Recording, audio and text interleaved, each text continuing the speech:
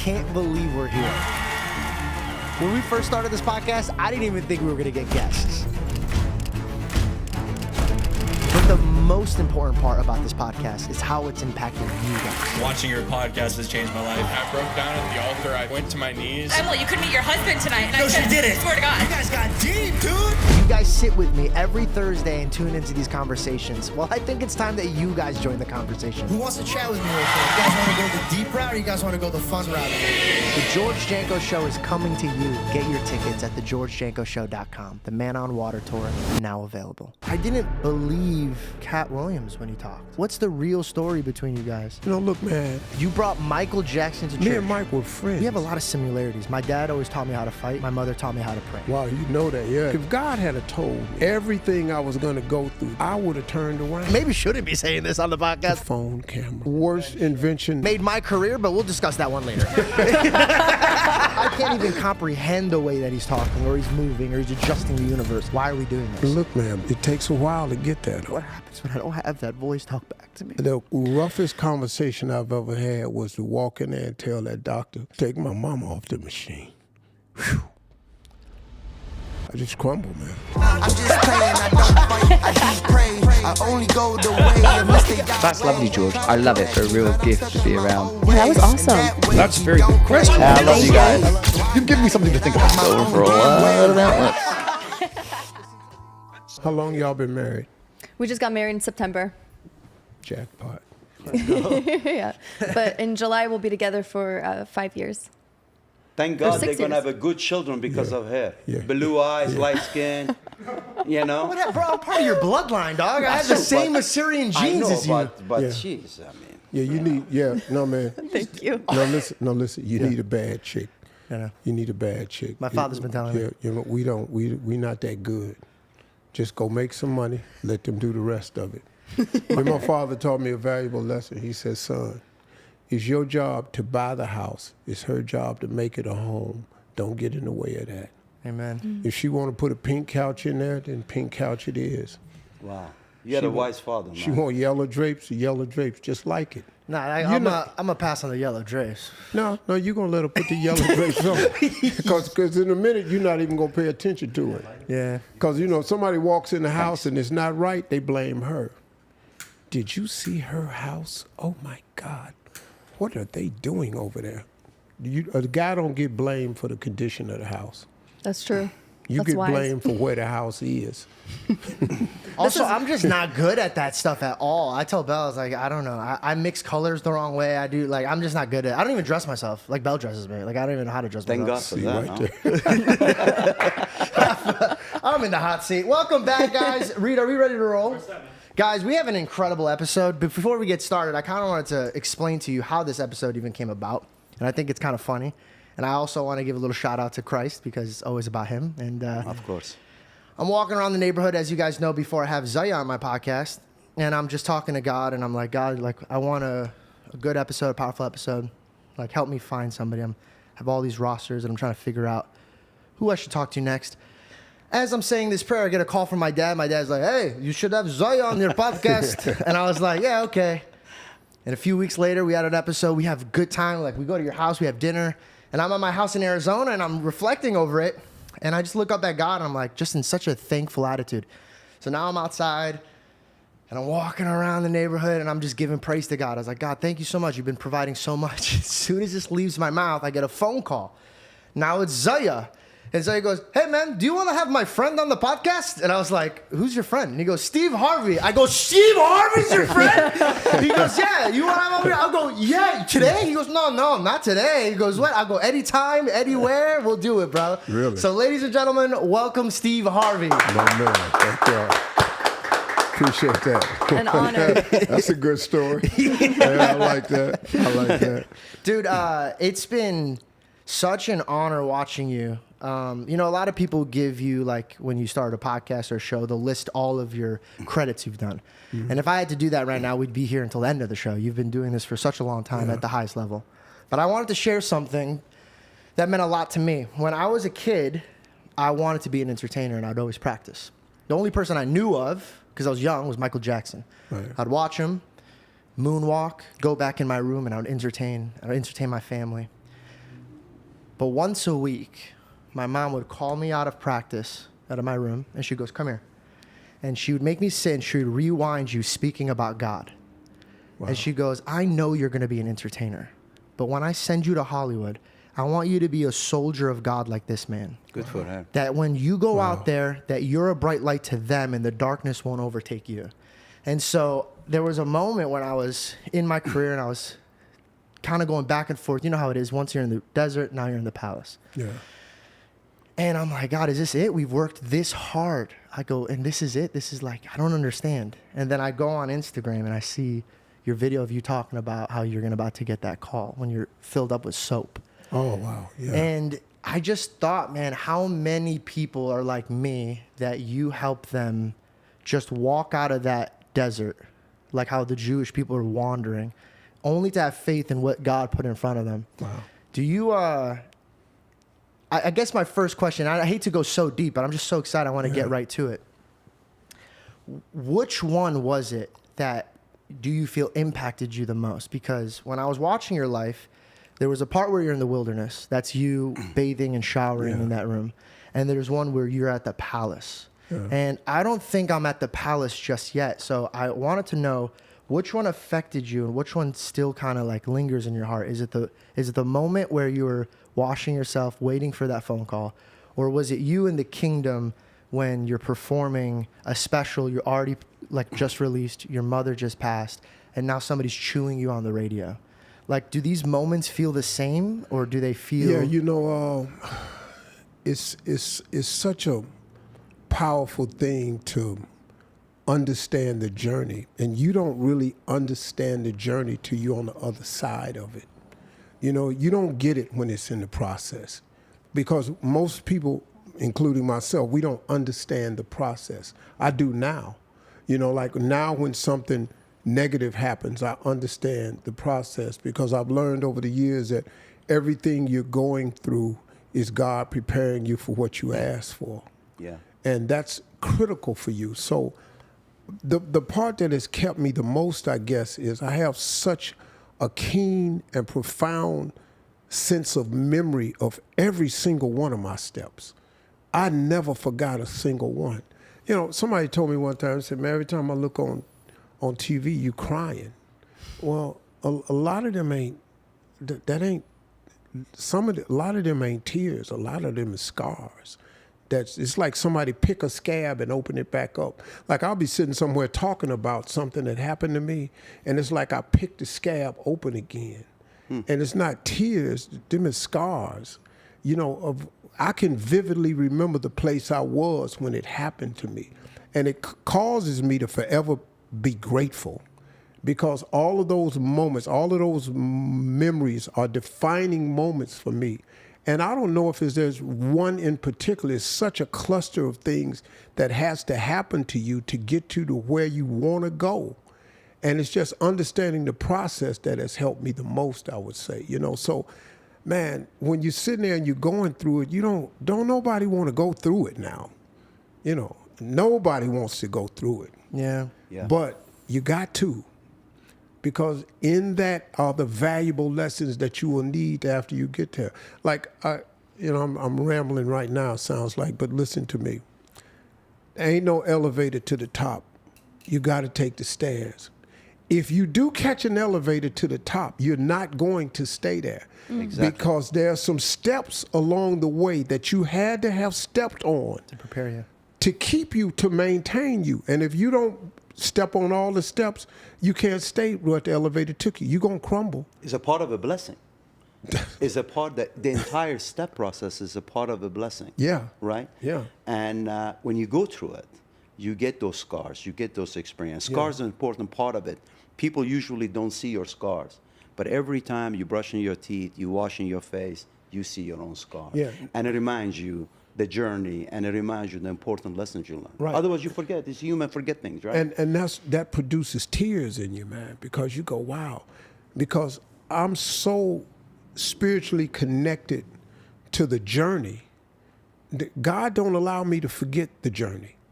You know, you see people win awards and they get up there and they go down this list of all these lawyers, and I want to thank my lawyer, and I thank my agent, and I thank my publicist, and I thank Robert Crowns for putting me in. Hey, man, where you think them people came from? Exactly. God places those people in your path. It ain't them. It's God. I had a former manager one time, who was angry with me because he said, you never mentioned me. You only stood up there and talked about God. I said, look, man, if I'm telling you the truth, I can't think of nothing else, man. Yeah. I can't think of nothing. It's him. It's him, dog. It's him all day, every day, all the way. Yeah. Amen. Jessica's calling the giveaway winner. I hope this guy answers the call. George? Hello? Hello? Well, Jess, you kind of interrupted the surprise by saying George. Okay, no shot. Dude, this was supposed to be way more of a surprise. Chris, congratulations, bro. Thank you so much for entering, and I can't wait to hang out with you, dude. Oh, this is crazy, man. I can't wait either. So you're from Tulsa? I live in Tulsa with my wife. We're youth pastors here. Do you want to be flown to Phoenix or LA? Is there one that's like more convenient that you would want to do? How about this? Talk with your wife, and then whichever you guys want to go to, you let me know, and I'll fly you guys out. Okay, bet. Okay, dude. Chris, it was a pleasure meeting you, bro. Hey, likewise, bro. Thank you guys so much for watching and entering. I'll do some in the future if you guys want to hang out. Or maybe I'll do some giveaways where you guys can come hang out with me backstage on tour or anything cool like that. You guys let me know what the next giveaway should be. I like these things. I'll see you guys later and enjoy the rest of the episode. I'm realizing that my works are only a reflection of the wisdom that God puts in me. And I could work all day, but if I don't have the proper mind or spirit for it, that rock is not going to move over and that Lazarus is not going to come up. So my question is, because we have a lot of similarities. My dad always taught me how to fight. My mother taught me how to pray. I just saw it when I was looking at you. You know that. Yeah, that's it's built in you. So my one question is, and I never really heard you talk about this, and I want to really know, did your mom ask you to ask God for wisdom? Yeah. I've only read one book in the Bible in its entirely. Over and over, and that's Proverbs. It's the book of wisdom and understanding. Changed my life. I started that at 15, and I've never read an entire book in the Bible except for Proverbs several times. The book of wisdom and understanding. It is your silver and your gold. Yeah. I'm not blessed as a student. I'm not blessed as a scholar. I don't know a lot of stuff. But man, I got such a cold dose of faith for you. You look, man, you can outdress me, you can outdance me. This is my father.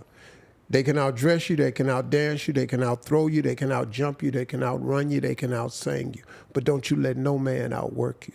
Yep. You ain't gonna outwork me, man. I don't care what you do. So even if you know more than me, I'm just gonna outlast you. You get up at 5, I'm up at 4:30. You stay up to 11, I stay up to midnight. Well, I'm gonna just outwork you in every aspect of life. I don't know how. Without those two, my father taught me to be a fighter. Scrap, man. I teach my sons that. Mom's off limits, bruh. The dog in you.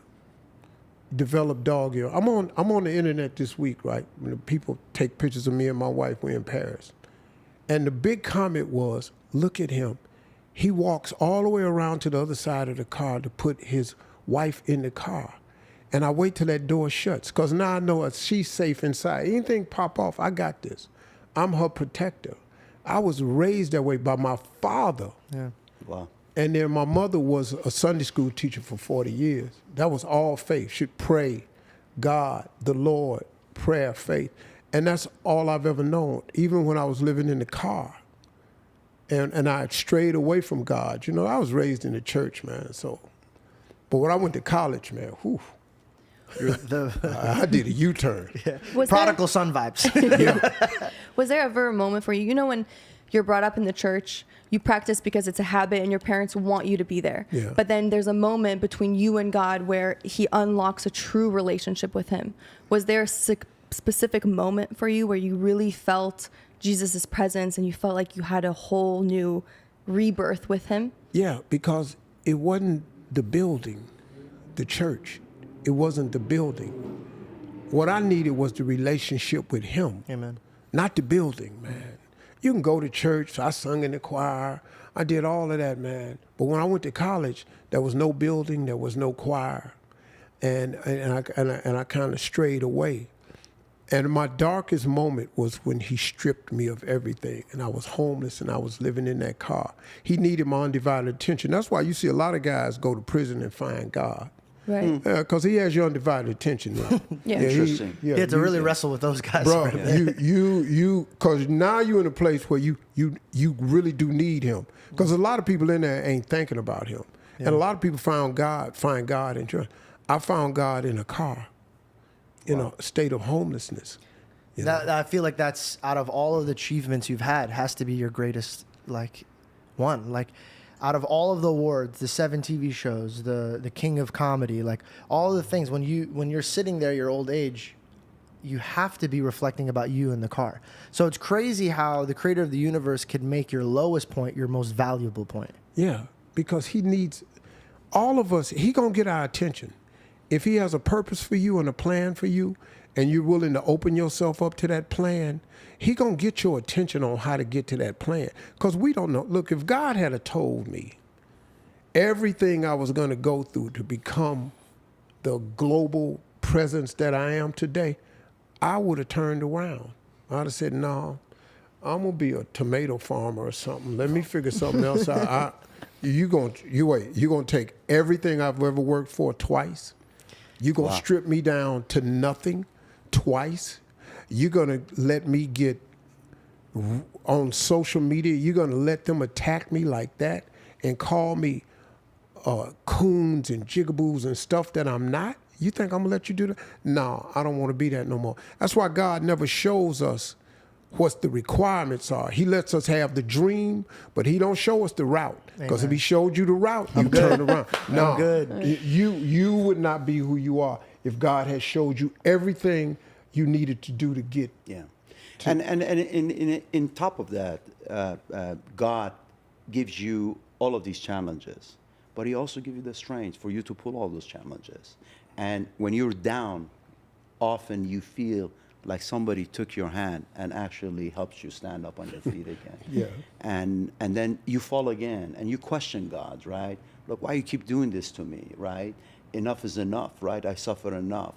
But he knows how much you have to suffer in order to get to that ultimate goal that you want to be. Yeah, have you seen that thing online? I'm paraphrasing it, but I asked God to make me tough. So he sent a lot of people to beat me up. Yeah. You know Careful what I mean? you pray for, type of thing. Yeah, man. In the Bible, when he's teaching you how to pray, he says, "Lead me away from temptations."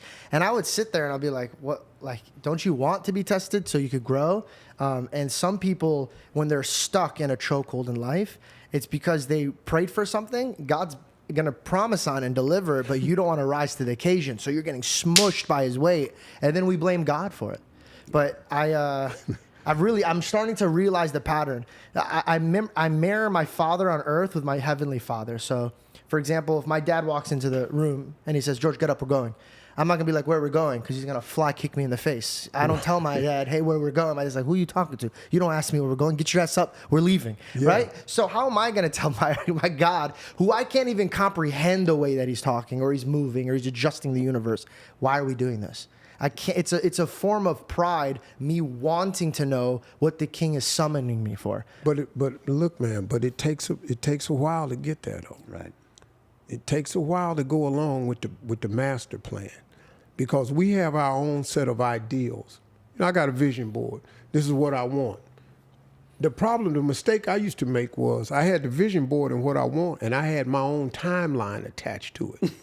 That's a lot of sleepless nights. That's a lot of disappointment, man, because I wanted everything to happen. Look, I don't understand why I didn't get famous sooner. I didn't understand why I didn't have money sooner. When I was in that car, at the 6-month point, I said, "Okay, God, I got it." He said, "No, a little bit longer." After about a year in that car, I said, "Okay, I got it now. Whatever you're trying to tell me, I got it." He said, "I know. Man, let's stay a little bit longer." 2 years in that car, I was done. hey man, I got it. I'm listening to you. I'm paying attention to you, God. Okay, hey, dog, you tripping. I said I got it. He said, no, I hear what you said, but I really want you to get it. And at the 3-year mark, when I was saying, okay, I'm done. I'm going home. I'm washing up in this bathroom. I'm going to call my dad and just see if I can come stay at the house for 6 months, find a job. I'm through. He said, okay, now you got it. Go make a phone call. I called the answering machine, and Chuck Sutton said, hey, it's Chuck Sutton from Showtime at DePaul. I saw a tape. Can you get to New York? Well, I had $30. I can't get from Pensacola, Florida to New York. And then I hung up and I was crushed because the one thing I want to do was be on TV, and I got $30 and I got till Sunday to get to New York, and it's Wednesday and there's no way I can get there. There ain't enough gas. I got no. He said, pick up the phone again. And I called back, and then Tom Sober said, I had a gig for you in Florida. I went and made $150. I was so funny, the guy said, stay the next night. I made $300. Eastern Airlines had a ticket for $99. I'm in New York on Sunday. I went on Showtime at the Apollo that night, and I've been on TV ever since. Wow. But I was at the give up moment, and we all have a turn back moment. Everybody, all of us, you've had the moment where you thought, Many times, yeah. I can't do this no more. This ain't gonna work. Man, let me go do something else. No, man, I just needed you to get to this point so you could see that it's really me that's in control of this whole thing. Ain't got nothing to do with you, your time frame, or nothing. This really me, man. I'm really in control of this. Now watch this. And then he ordered the people in my place, and the next thing you know, it was, now it didn't fix everything, but at least the dream was coming true. He gave you enough to move on. Man, give us this day our daily bread. Yes. You know, my mom would teach me this, and she'd also teach me the Lazarus effect. There's going to be a moment in your life where you think it's dead. It could be a relationship. It could be an opportunity. It could be your work. It could be your friendship. It could actually even be you yourself. But God's waiting to see if you are trusting in him. And so she opens up the Bible verse and she goes, why is Jesus weeping at Lazarus' tomb if he knows that they're going to be shocked in a few minutes? And I go, I don't know why. She goes, because he's weeping because he's feeling their pain, but he's also feeling their faith. Wow. So she said, that's why he made them move the rock. So sometimes it might feel like I'm dead or I can't move, but that's my feeling. And what I've learned is I cannot just go with the feeling of my heart because my God's greater than my heart. So I have to put my head down and just keep moving forward. But to be honest, it was men like you that like spoke these things.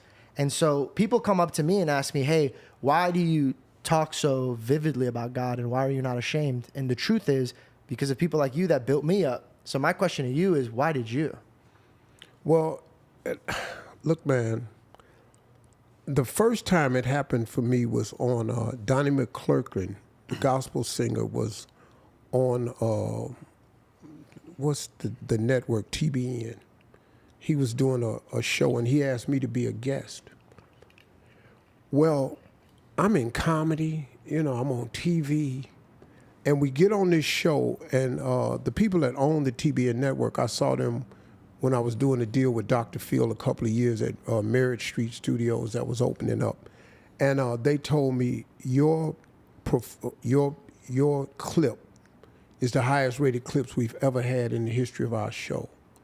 And because Donnie McClurkin was the first person since I had been in entertainment who had ever asked me about my soul.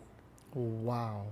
You know, man, when you're in comedy, man, people bring you on to entertain. He's a funny guy, here comes this guy. But they didn't know on the inside, man, I was full of pain because I had this soul that I was deeply concerned about. And I had a relationship with God that nobody really knew about. And they didn't even ask me because I was just asked to come and perform.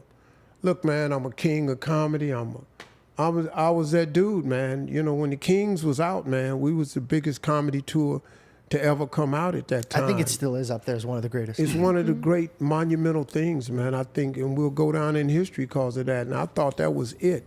But I was empty because nobody had asked me about my soul. And Donnie McClurkin asked me about my soul.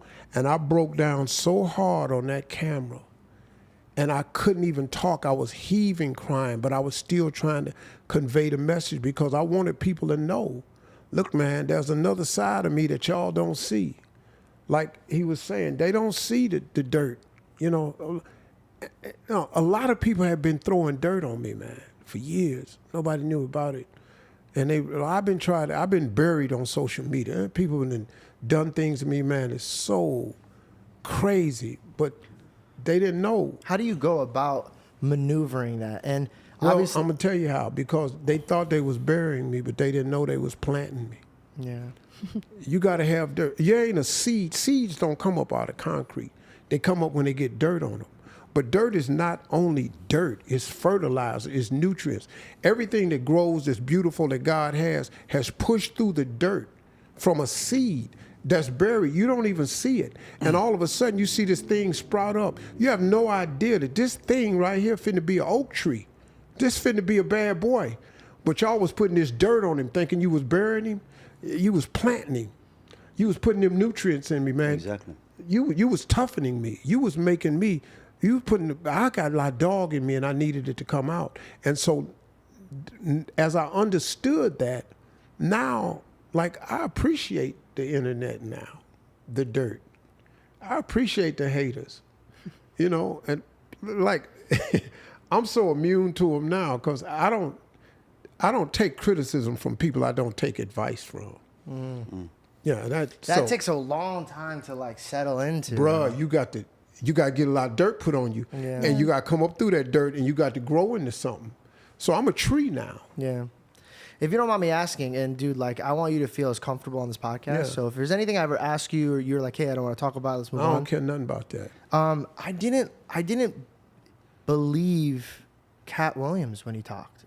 Out of all the things he said, but when he brought you up, I didn't feel authenticity. I felt like more, and I could be wrong, I don't know your guys' relationship. It felt like you guys had like a relationship before and then something bitter in between it. What's the real story between you guys? You know, look, man, if I could sit down with him and talk to him, I just asked him what happened.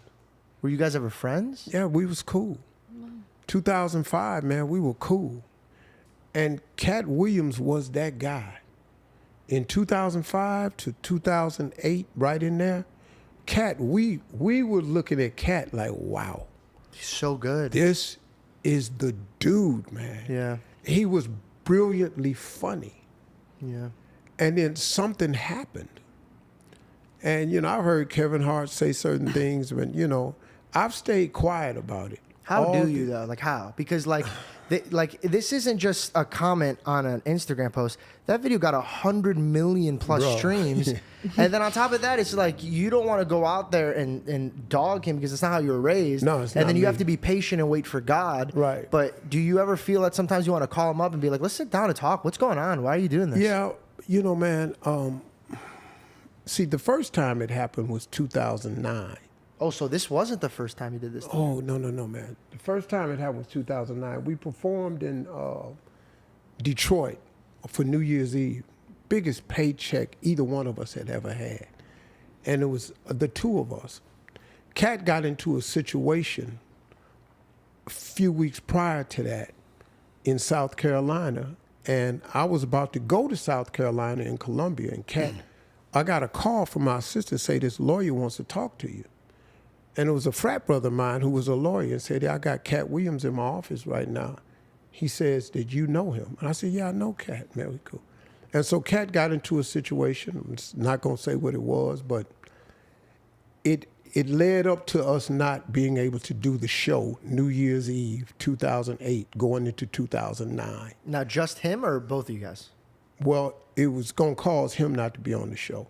Now, I knew what had happened, but I wouldn't tell that to the promoter. Yeah. Because I'm not that guy. Yeah, of course. I It's not your stayed job. loyal to it. Yeah. But when I got to Detroit and Katt Williams got out of the situation, we were in Detroit that week. He got there earlier, and he was on the radio station talking about, I'm going to destroy Steve Harvey.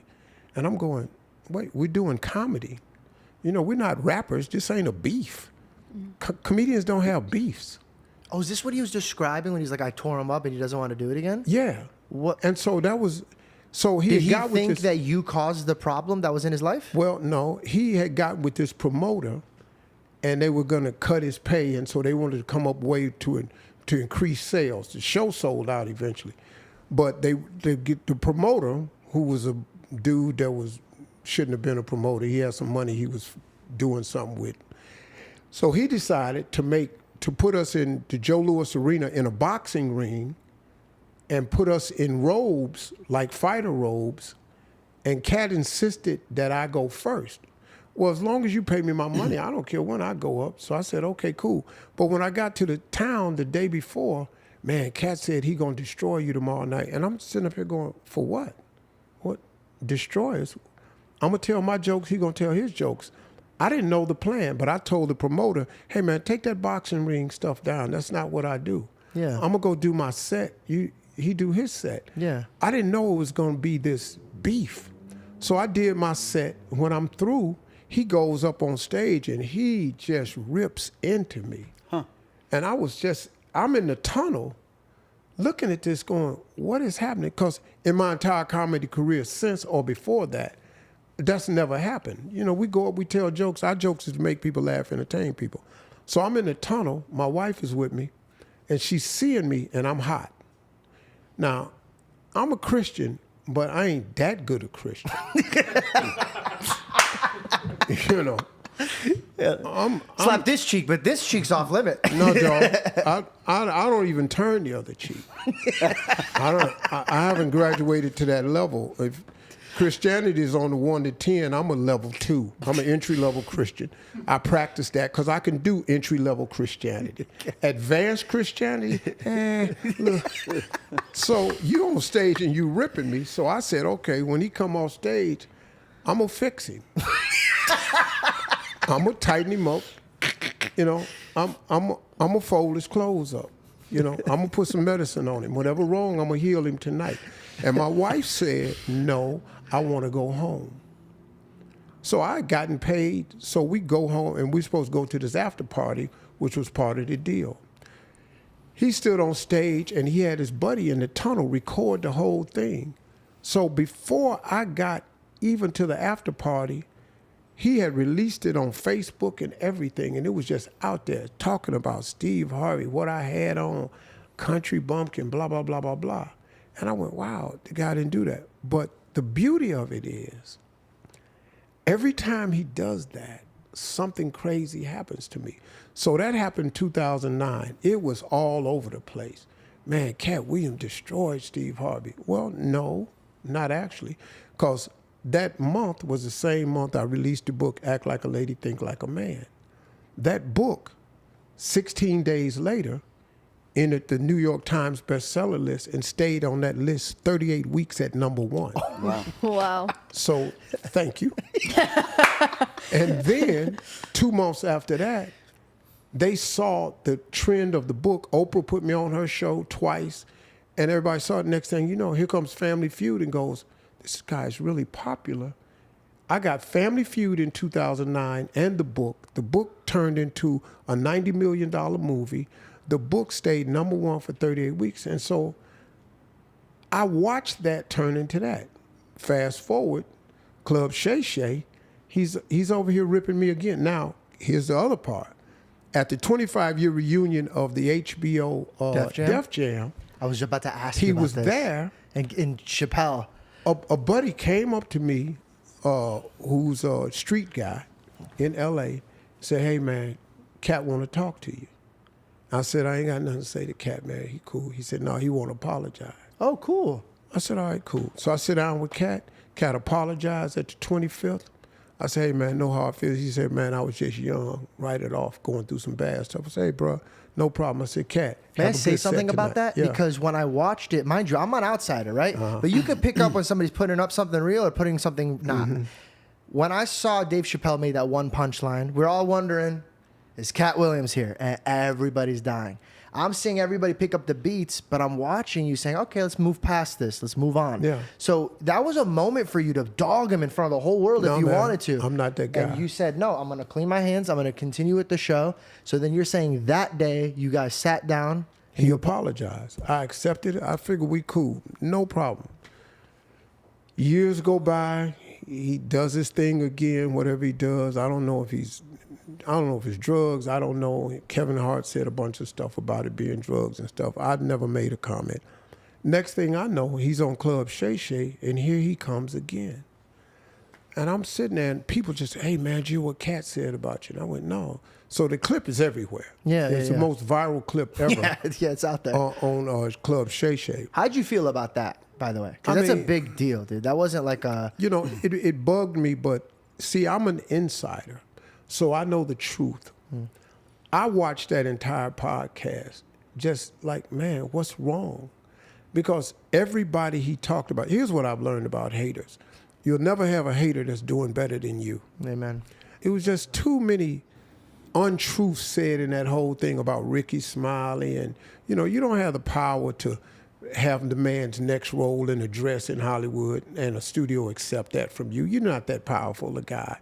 You don't really turn down $200 million worth of roles.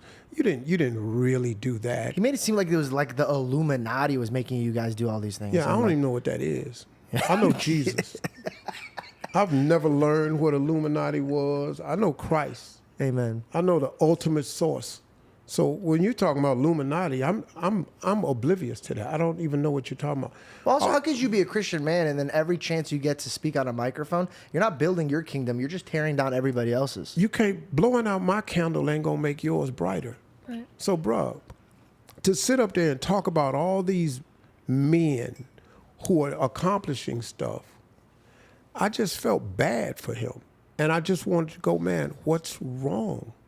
What happened, man? Because, like I tell you, man, Katt was one of the coldest comedians I'd ever seen come along in a long time. You know what it is? Like, I've realized that, and you by God, you will know this. The higher God takes you, the more you start to kind of think it's you. Like, you could sometimes fall into the prideful of like, you know, I did this. But if you walk with God every step, every fall, you realize when you're up there, it ain't me. But some people really wrestle with the idea. It's like, it's him plus me. And it's like, yeah, well, if it's him plus you, you're going to have a lot of problems. Yeah. Like a lot of problems. You know, man, I would easily sit with Katt because I'm at a stage in my life where, first of all, nothing you've done has stopped anything God has for me. Amen. Nothing, man. I mean, do you think he's hurting? He has to be. Seems like envy. I don't know if it's even envy because he's quite successful. I wouldn't say he's at the level of what you're doing right now, but like he's okay. God forbid, far from now. But when he does pass, he'll go down as a legend in comedy. Right. He is outstanding. Yeah. Even if he keeps going on the path that he's doing, where he's burning his bridges or doing whatever, you cannot take away the ability that God gave that man. I would love for you guys to sit down and like just talk it out, like man to man, where nobody could hide behind a screen and then one's on a microphone and then one's on a. Would you, if hypothetically he came to sit down with you right now on this podcast, Bro, would you I wouldn't have a problem at all. I sit down and talk to anybody. Yeah, I would love to watch that. Cause look, man, I just want peace in my life. I'm not. It ticked me off a bit because I'm a human being. And you know, I've had to work with that one, man, because I've had to forgive two people in my life recently. One of them was a relative, and it's been him, you know. But I forgave him because, look, man, whatever you're going through, it ain't cause of me. If we sit down, you can't say one thing I've ever done to you. Nothing. You can't point out one thing, and I'm clear about that. So whatever's wrong, man, let's work through it, man, because at the end of the day, you know, I stand strong on who I am, you know, what I do for young boys and my wife with the girls and my mentoring camp and the kids I've sent to school and the kids' lives I've changed and what I do as a motivational, like young people today, they don't even know I was a comedian. Most young people today think I'm a motivational speaker. Yeah. And because I stopped in 2015 because I said, okay, I got this talk show now. I got 7 TV shows. Man, if I go out on that stage and say something crazy and one sponsor pulls, the whole empire crumbles. So I knew at that point, let me stop the stand-up. Plus, I can't work 7 days a week. I got some time for my family. So I made a conscious decision to leave. So a lot of young people today don't even know the stand-up that I was or the career that I have. I got a makeup artist God bless her. She's 28, I think. She was this year was doing my makeup and said, Mr. Harvey, you used to have hair. You're like, and went, you "Yo." used to have a job. Get out. I went, wait a minute. You think I was born bald? And I just went, yeah, I had hair. And she didn't know. And so I realized then, I said, wow, man, because she said, I was watching some clips. You had a TV show. You were a teacher. You had hair. I went, wow, how old are you? And that was, I've been on TV over 30 years, before she was born. So, yeah, it's kind of it kind of reminds me of how long I've been doing this. Yeah. When she said, you have hair. Have you ever heard of the story of how Zaya got El Septimo? Yes. Yes. Yeah. Can I tell you, I've thought about this story so many times. I was like, man, this guy would. Could you please explain the story for people? Because like I was so upset. This dude didn't talk about anything about his businesses at all when he was on my show. Hey, can I tell you something? Please. This dude right here, man, the reason I came out here was just because of a phone call. We had been talking back and forth, texting and Zoom calls and stuff. But he just made a phone call. I was in Paris. He wasn't planning to come here. No. And he said, hey, man, I got something I want to talk to you about. He said, I want to show you something, man, that can be a legacy for your family. He didn't tell me what it was. He didn't tell me nothing. I got on the plane and came because this guy, if you know anything about him, he's spiritual. This guy he does what he says he's going to do. He is what he says he is. And he don't really tell you who he really is. You can get to Googling if you want to. You're going to be fascinated. Right. But this dude is just that kind of guy. And I've never heard a single person say, he cheated me, he stole from me, he ripped me off, he stepped on me to get where he is. I've heard not one single story. You don't get at this level, and nobody has those types of stories about you. Think about the famous rich people you know today. Well, he hasn't met Katt yet, so we'll introduce them. You're going to be on the podcast. Now I don't know if I want to talk to this guy. Could you please tell us Yes. the story about how you got the cigar when you were in the hotel room? Oh, yeah. I mean, I've been smoking cigar for 40 years, and Steve's been smoking cigar for a long time, too. 28 years. 28 years, And it's interesting. It's a very consistent habit. I mean, when you talk to someone, I've been doing this habit for 28 years. I've been doing this habit for 40 years. I mean, it's pretty significant, right? Yeah. I mean, if you really think about it, right? Because what it does to us, we don't do anything else that long, right? We don't do anything else. We don't eat that long. We don't drink that long, but we do this. And one day I was in Prague, and my wife wanted for us to be at Prague during a New Year because there's always snowing out there. It's nice and so forth. And there's always snow out there, except that year we were there. It just did not snow at all, right? So my wife said, well, we want snow. I said, well, listen, I'm close to God, but I don't think God's going to send snow out here for us in the next couple hours, And then I knew it meant a lot for her, for the kids. So I know the closest place to Prague is Berlin. You can go to Berlin in Germany. It's 2.5 hours of beautiful train ride, and you have plenty of snow in there. So I called a friend of mine who's the president of Dorchester Collection. I said, hey, you have a palace out there. I want some room in there. He says, great, I'll have somebody call you.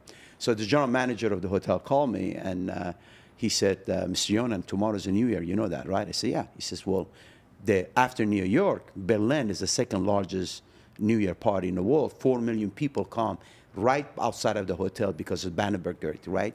So they celebrate New Year there. He says, so we don't have any room. I said, look, I want 5 rooms, so call me back in 15 minutes, give me the room number, and I hang up on him. So shortly after he called me back, he says, I got your room, but you have to take 14 rooms. I said, 10 minutes ago, you had no rooms, now you have 14 rooms. And he said, the royal family, King Abdullah, when he was alive, he passed away, him and his son took the entire floor of the hotel for them and for their family members and so forth. And when he inquired about it, he found out that his son is actually not coming in until after New Year. So he asked the people of the king, is that okay if I rent it? They said, well, if you rent it for one family, it's okay, right? But they have to take that entire section because you can't bring more people on the floor, right? So we went out there, and next morning I get up, I had a breakfast, and I love to smoke a cigar, right after breakfast or during the breakfast. So I told my wife, I said, let me go out there, just take a few puff, I'll be right up, right? And as I'm going out there, I see an entourage of people walking by, right? And I never take the car key for the rooms because I always knock, somebody opens it, right? So I said, shit, what am I going to do? I can't get inside. I don't want to get out of this thing. I said, I'm going to put my head down. He might think I'm some kind of bellboy or something. Pass by, and I'll take the next elevator. Sure thing. He walks by me, and, people went away. I saw the king right in front of me.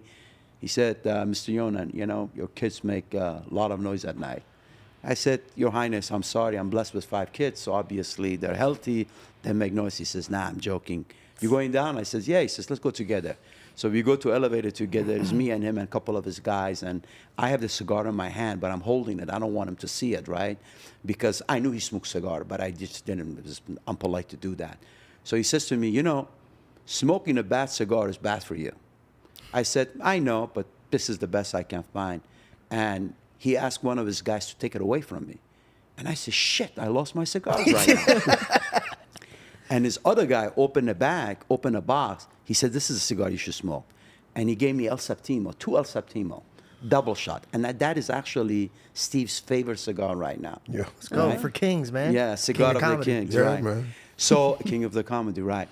So anyway, I went outside, and it was snowing, cold, and I was wearing just a light jacket like this. But it was for a few minutes, right?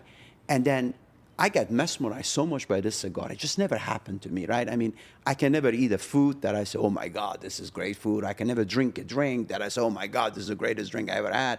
It's nothing to me, right? But this cigar did something to me.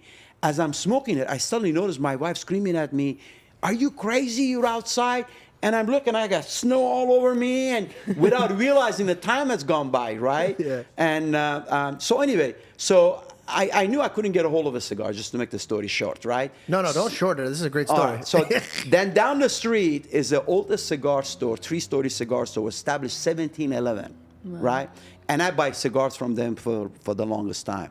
So I went to the guy, his name is Albert. I says, Albert, I want a couple boxes of this cigar. And I had one in my hand because he gave me 2. He looked at it, he said, where'd you get this? I said, why? He said, where'd you get this cigar? This cigar, people cannot get it. It's called Cigar for the Kings. Only King smoked a cigar. And he says, oh, it was the King Abdullah, because he knew he was there at the hotel, right? So I says, yeah. He says, give it to me. And he took it from me.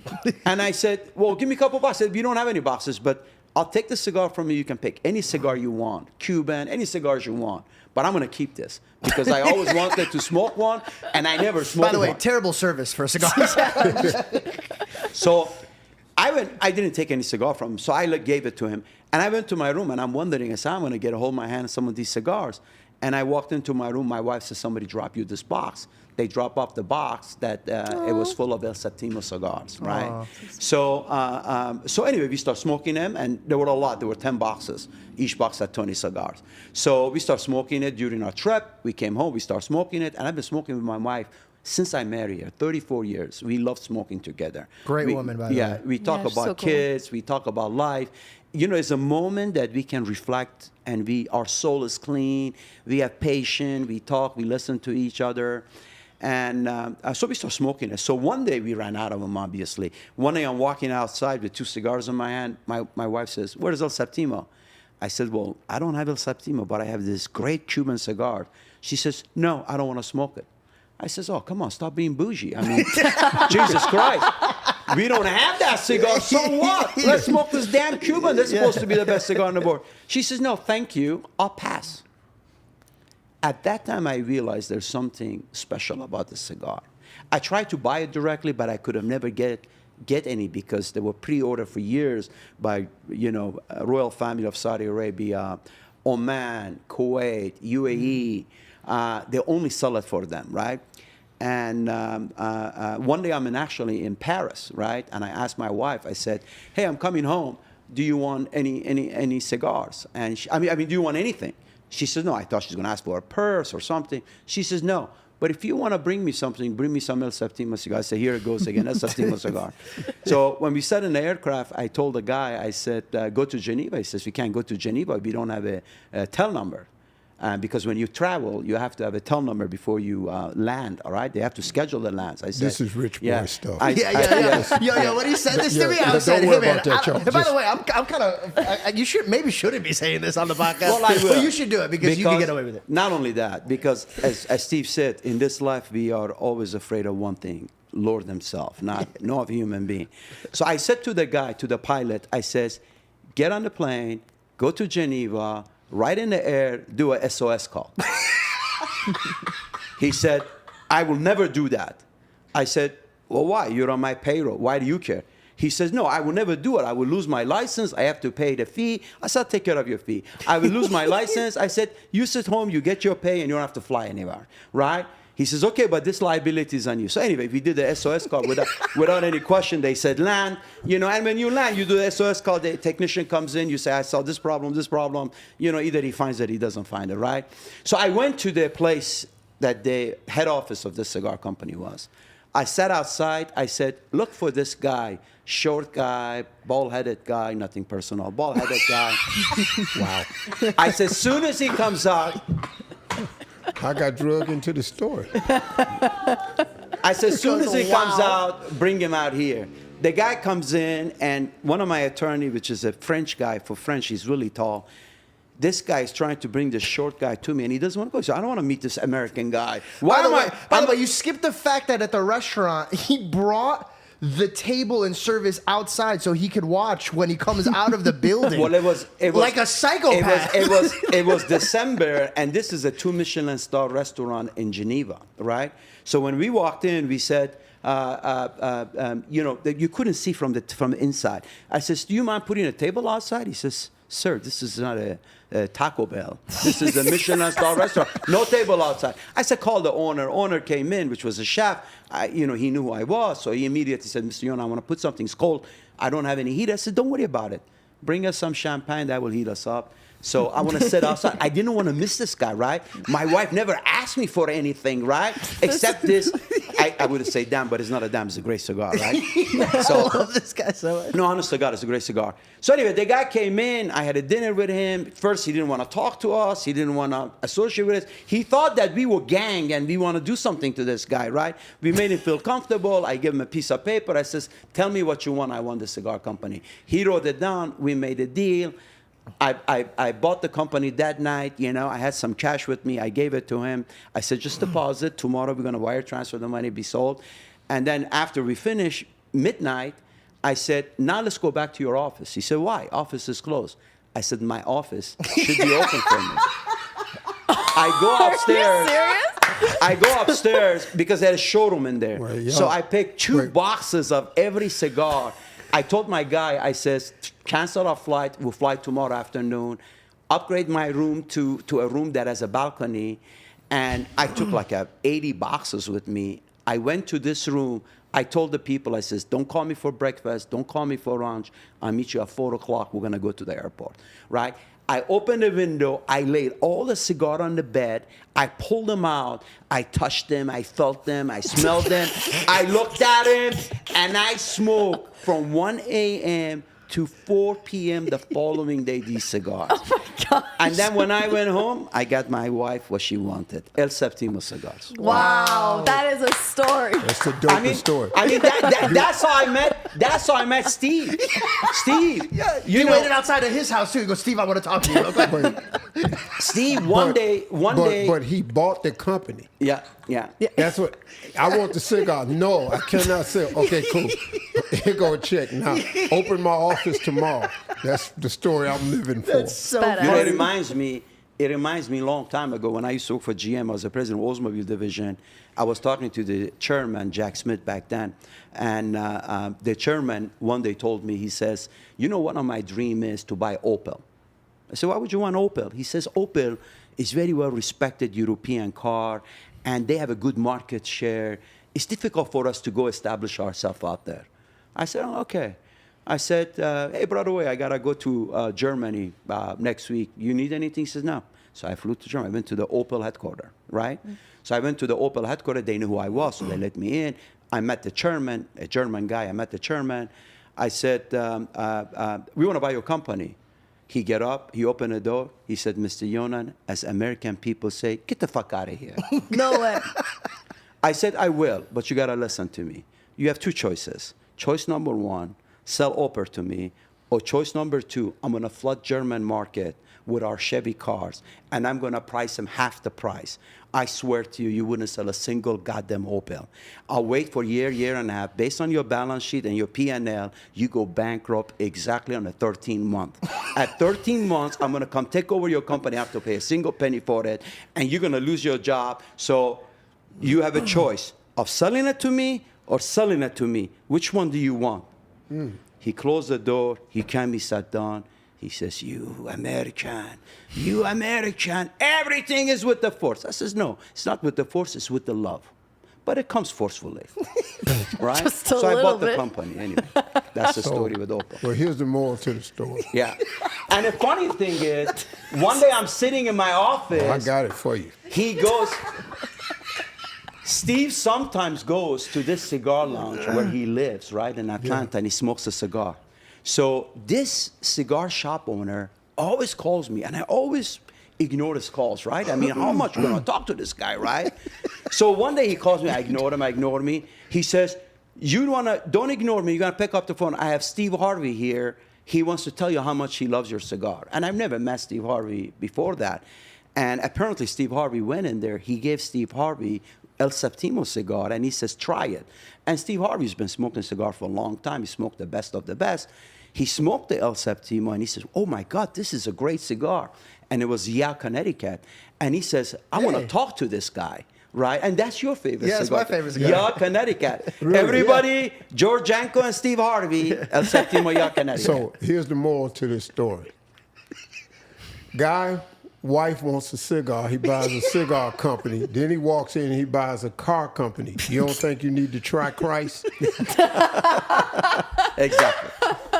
You don't think you ought to give Christ a shot? I don't know, man. When he speaks about God, he's like all like happy and loving. When he talks about business, he looks like De Niro. He goes, I was thinking that. Yeah, I told the guy, write it down. Your kid's in the van. You want to see a kid? Steve, you walked away from stand-up comedy, and the last special that you were working on was He Ain't Through With Me Yet. Yeah. What's he going through with you now? Wow. You know, this is the first time in my life over the past year and a half that I finally understood the Lord's Prayer. Wow. You are a baby Christian. Yeah, man. Well, I mean, you know, it took me to not only to, I've understood it, but I didn't apply it. Okay. Give us this day our daily bread.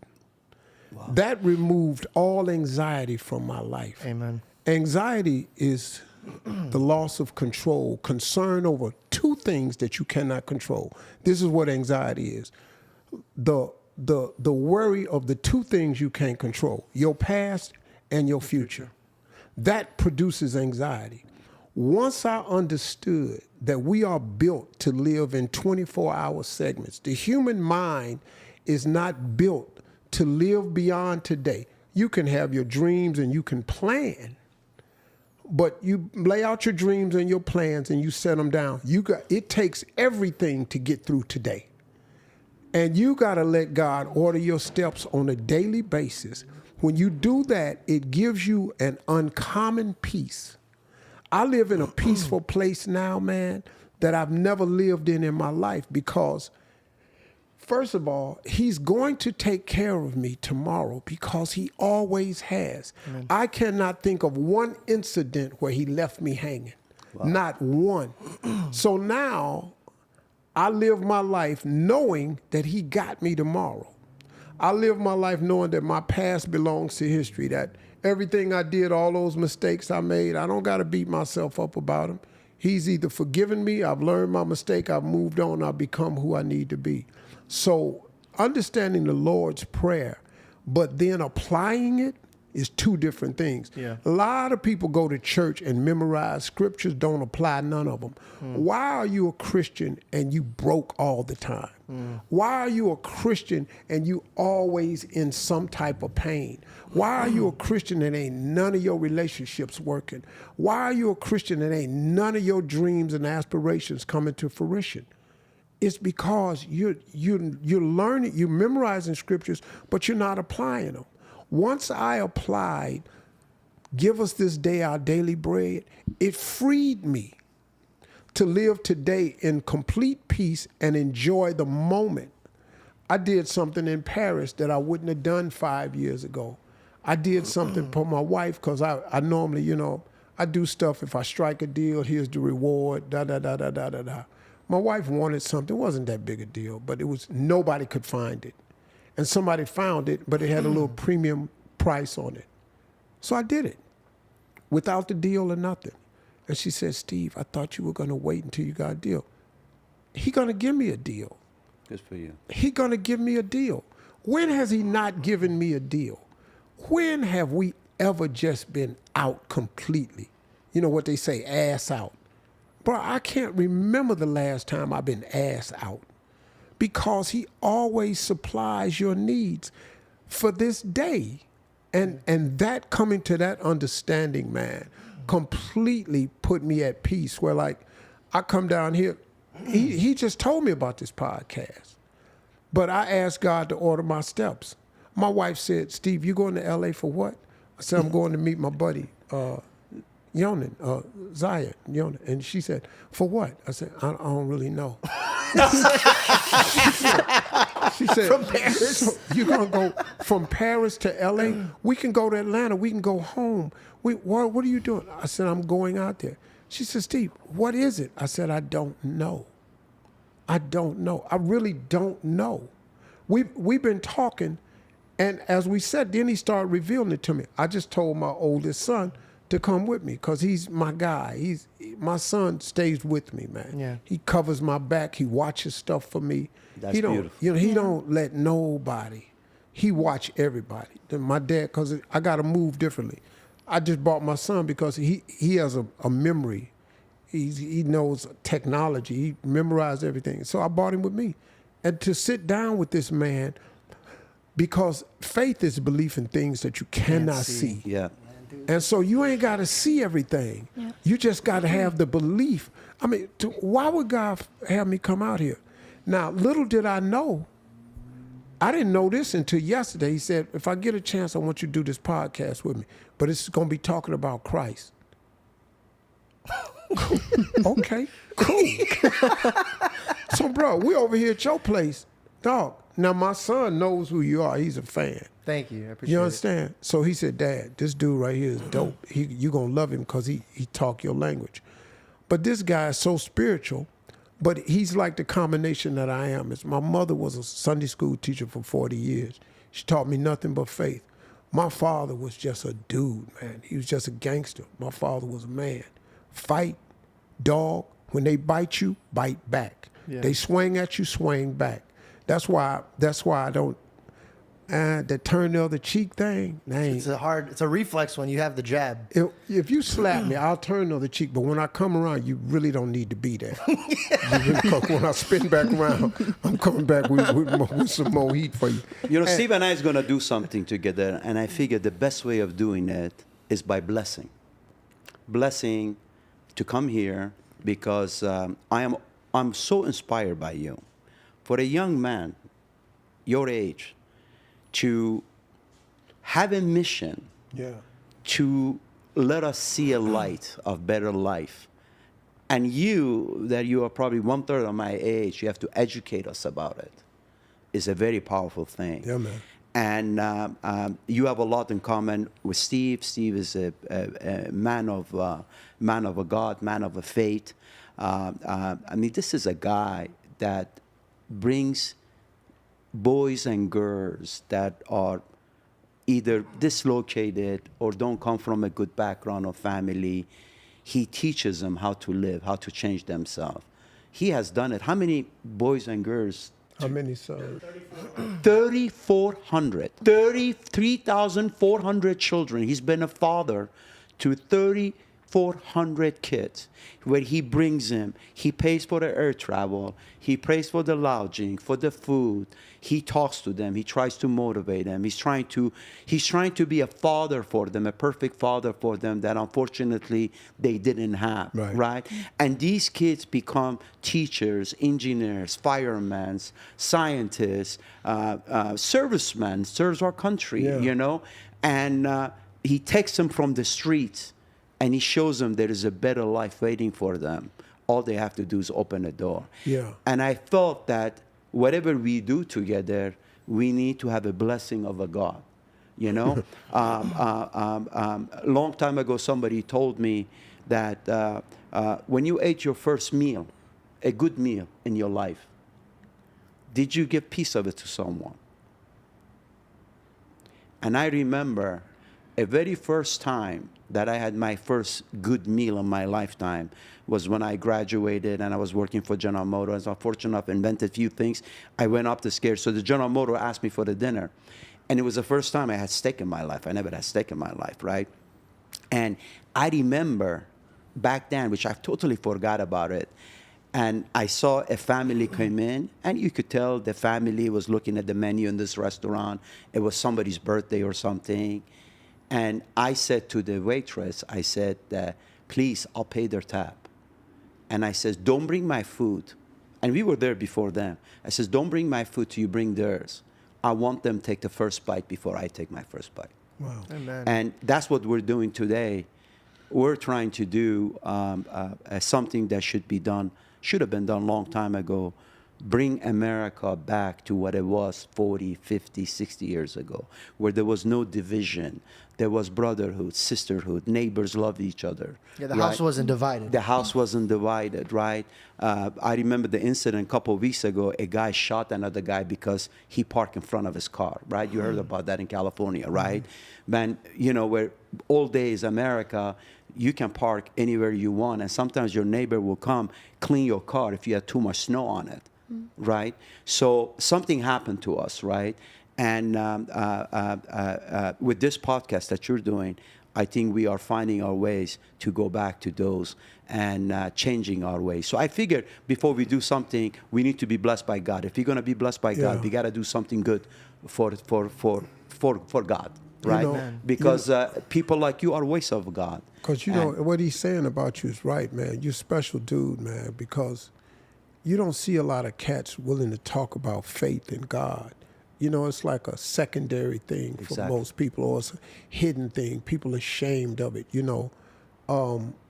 Like my mother, when I was a little boy, she used to tell me going out the door to school oftentimes, not every day, but she said, boy, remember this, you different.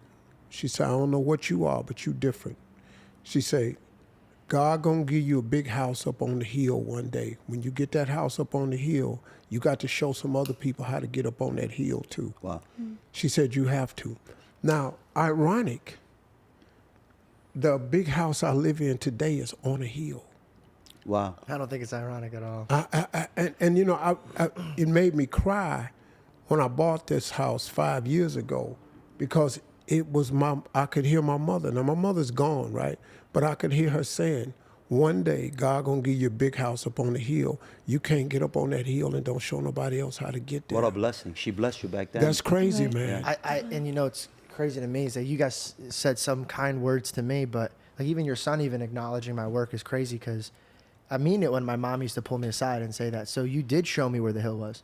And I was like, okay, cool. I could be where he's at and not forget about the guy who brought me here. Exactly. And so I was just like honest, and I just talked about stuff on stage. If I'm doing stand-up, I'm telling them like my perspective, and I'm not hiding it. And, you know, I think of when you say your mom teaches you, remember them when you're at the top of the hill. But I also remember the Bible verse where God is so generous and he's telling everybody, come to the banquet.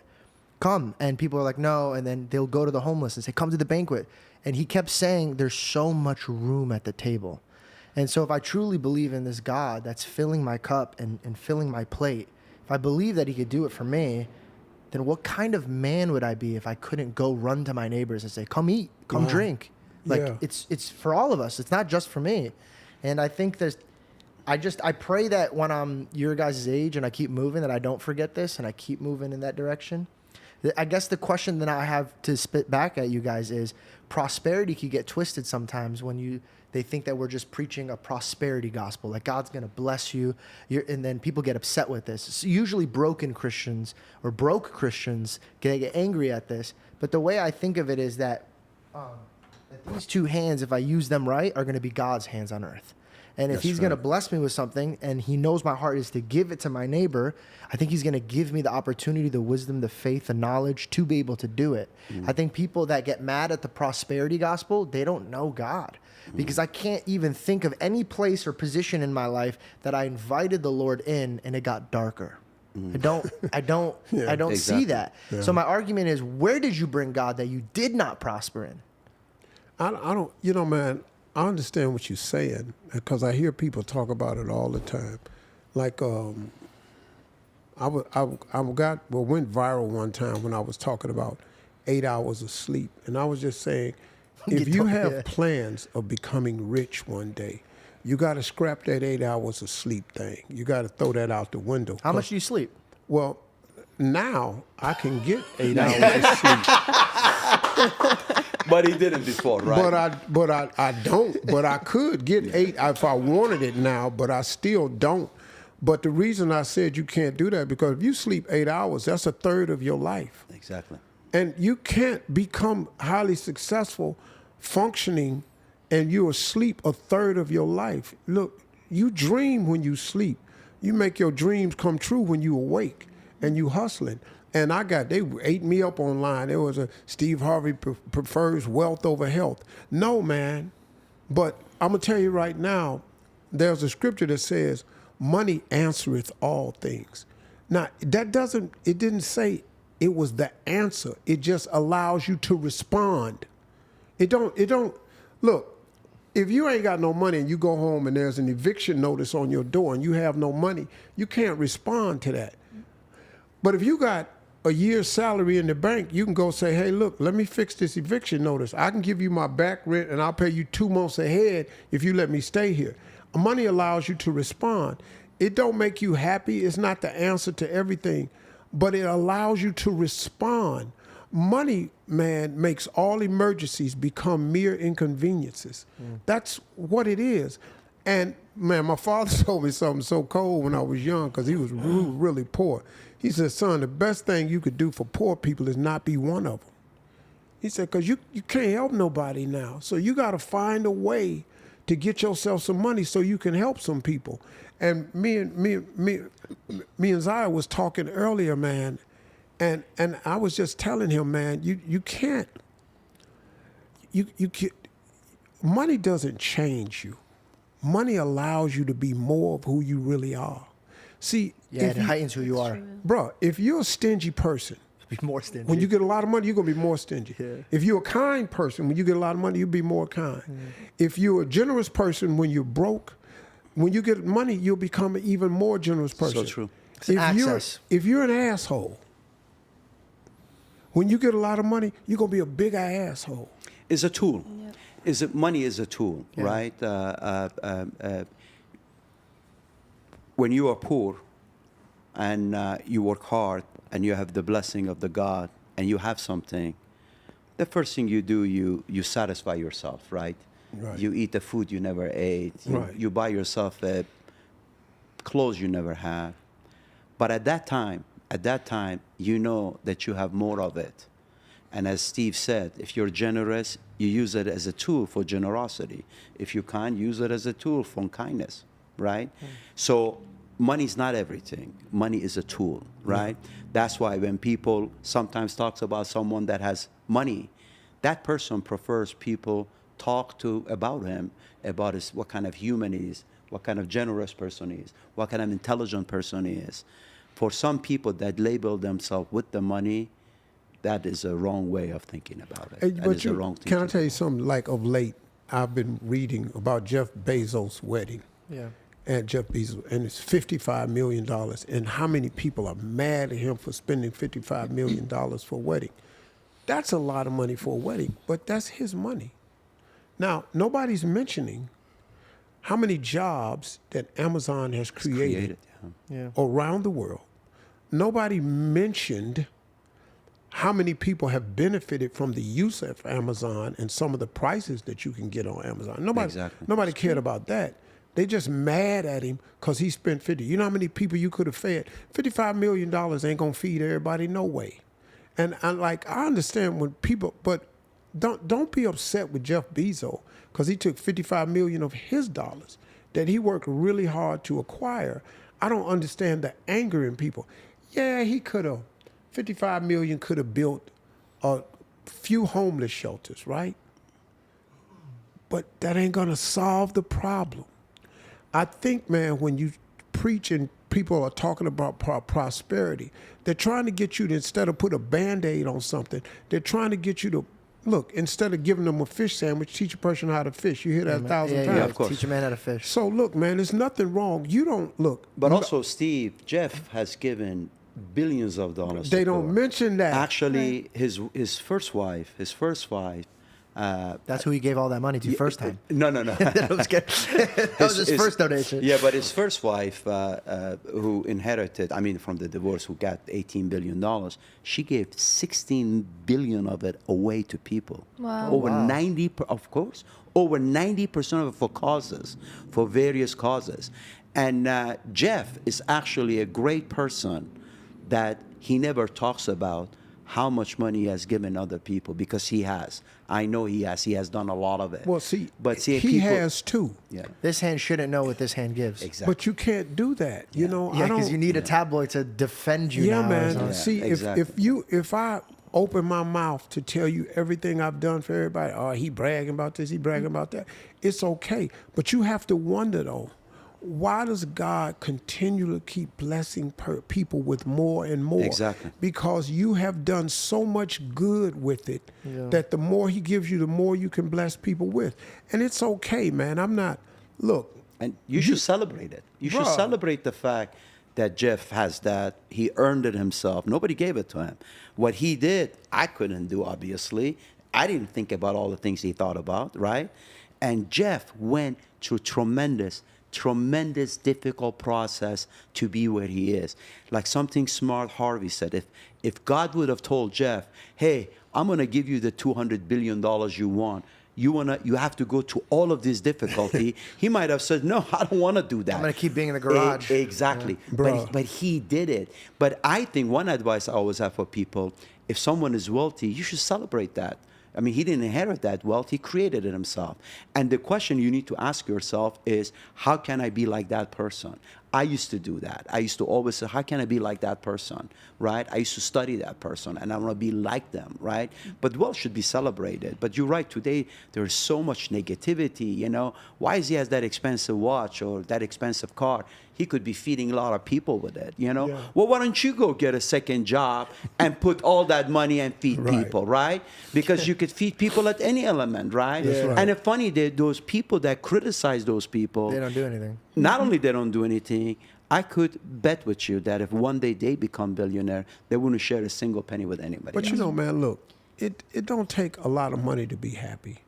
You can be happy at any level. You don't have to be a millionaire to be happy. I know a lot of rich people who are miserable. Yeah, actually, I know a lot more miserable rich I know people some than very, very miserable people who are financially well off. So that's not it. I found my contentment in what I've been able to do for others so much, whether it's talked about or not. I know, and God knows what I've done. So I'm okay with it being right there. And I didn't know you impacted 3,400 children. I just did not know that. And I was shocked when your son told me about that. 3,000. I feel bad, actually. I'm close to his age, right? I feel bad that I haven't done that, actually.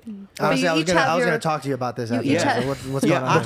I feel bad that I haven't done that. Right? You each have your own different mission. But, You're right. But I bet he has, how many employees do you have? About 27,000. Hello. You've affected, let's just back this thing up a minute, man. My calling is them kids. He got 27,000 people that's got jobs, that's feeding families, that's putting bread on the bringing a big change in a lot of people's lives. Let me tell you 2 very short stories about the program that I have. 2 of my favorite stories. A kid named Kendall came to the camp. He's 30 now. He came to the camp when he was 16. He was a gangbanger. Him and this boy, he was from Atlanta, this other boy from Chicago, red, blue. They was banging. We broke them up every 15 minutes. They be playing basketball, they go at each other. They start fighting, man. They was battling them cats. So I set them down, man. I finally talked to the kids. I said, because my camp only covers 2 things with the boys, the principles of manhood and how to make your dreams come true. Because my dream came true, and I know how to make a dream come true. I know how you get there. So I teach them how to make your dreams come true and the principles of manhood. That's all the camp is about. It's so powerful. Everything your mom sent you out to do about the hill. Everything is based on those 2 things. Yeah. So Kendall and this other boy, they thumping, man. So I set Kendall down. I said, look, man, you got to change your life. The camp is over. I'm doing Family Feud. I look out. He's in the audience. And this was, a long time ago. This is when they first started twisting their hair, 15 years ago, 20. And so he said, Mr. Harvey, I want to come back to the camp and be a junior counselor. I said, well, hey, man, junior counselor, you got to get a haircut. I was so wrong about dreads back then. I didn't know. So, I'm an old dude. Yeah. So he comes to Family Feud 3 days later with his mom. He's got a haircut. Good for him. So I'm talking to the kid. I find out his dreams and everything. I end up sending him to college. The gangbanger from Chicago, my talk show moved to Chicago, I sent him to college. Kendall graduated from college and is an engineer today. Oh, my God. And never misses the camp. He's at the camp every year organizing, talking with the boys. He's a counselor for me. And the other kid, Torrin, runs the camp with my son now. The boy from Chicago, he didn't make it. He's in jail today. I sent him to college. He went to college, got in trouble. He's in jail today. Kendall is an engineer. 5 years ago, kid comes to my camp, failing in school. I said, hey, man, what do you want to be? Well, let's get into these dreams. I want to fly airplanes. I call a buddy of mine, pilot from Hartsfield at Delta. He comes down to the camp, talks to the kid, asks him about his grades. He said, I don't have good grades. He said, if you want to fly a plane, you got to be good at science and math.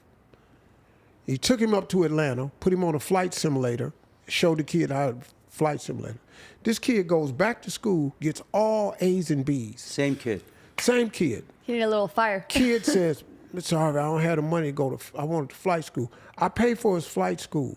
This past year, not this year, but last year, he flew a plane and landed at the Thomasville airport himself, filmed it and everything. He's a pilot now. He landed, got out, drove, and was one of the keynote speakers at the camp. Wow. So that's what this program does.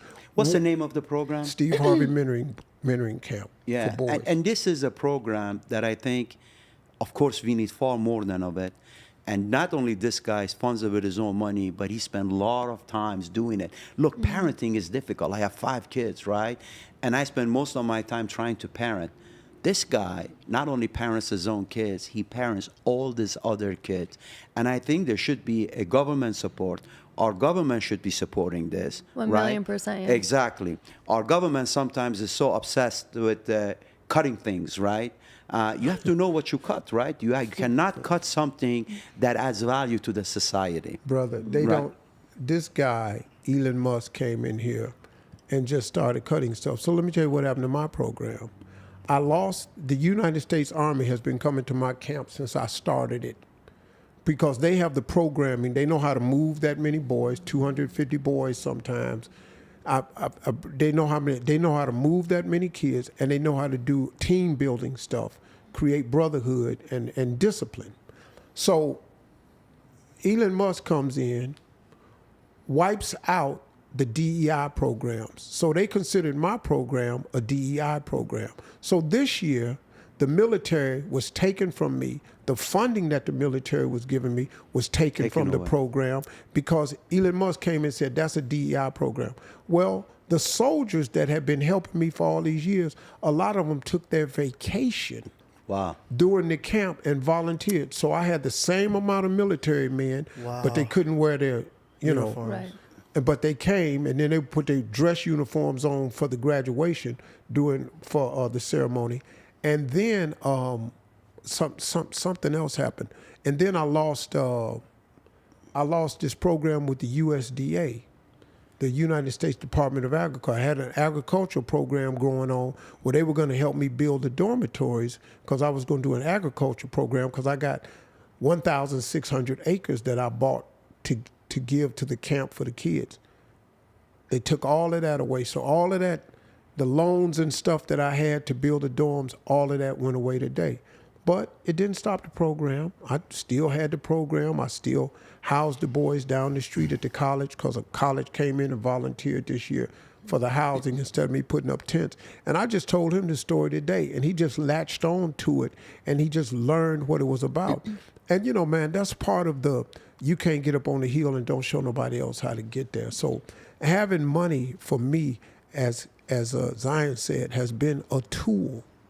Now, do I have some nice things? Yes.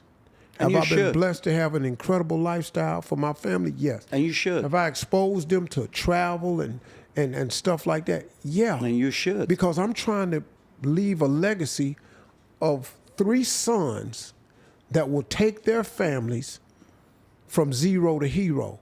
And when I die, I want my sons to take over however they want to do and run a company and a business to take care of their family and their kids. And I have the program on Father's Day week because all the boys I bring into the program are from single-parent homes headed up by women.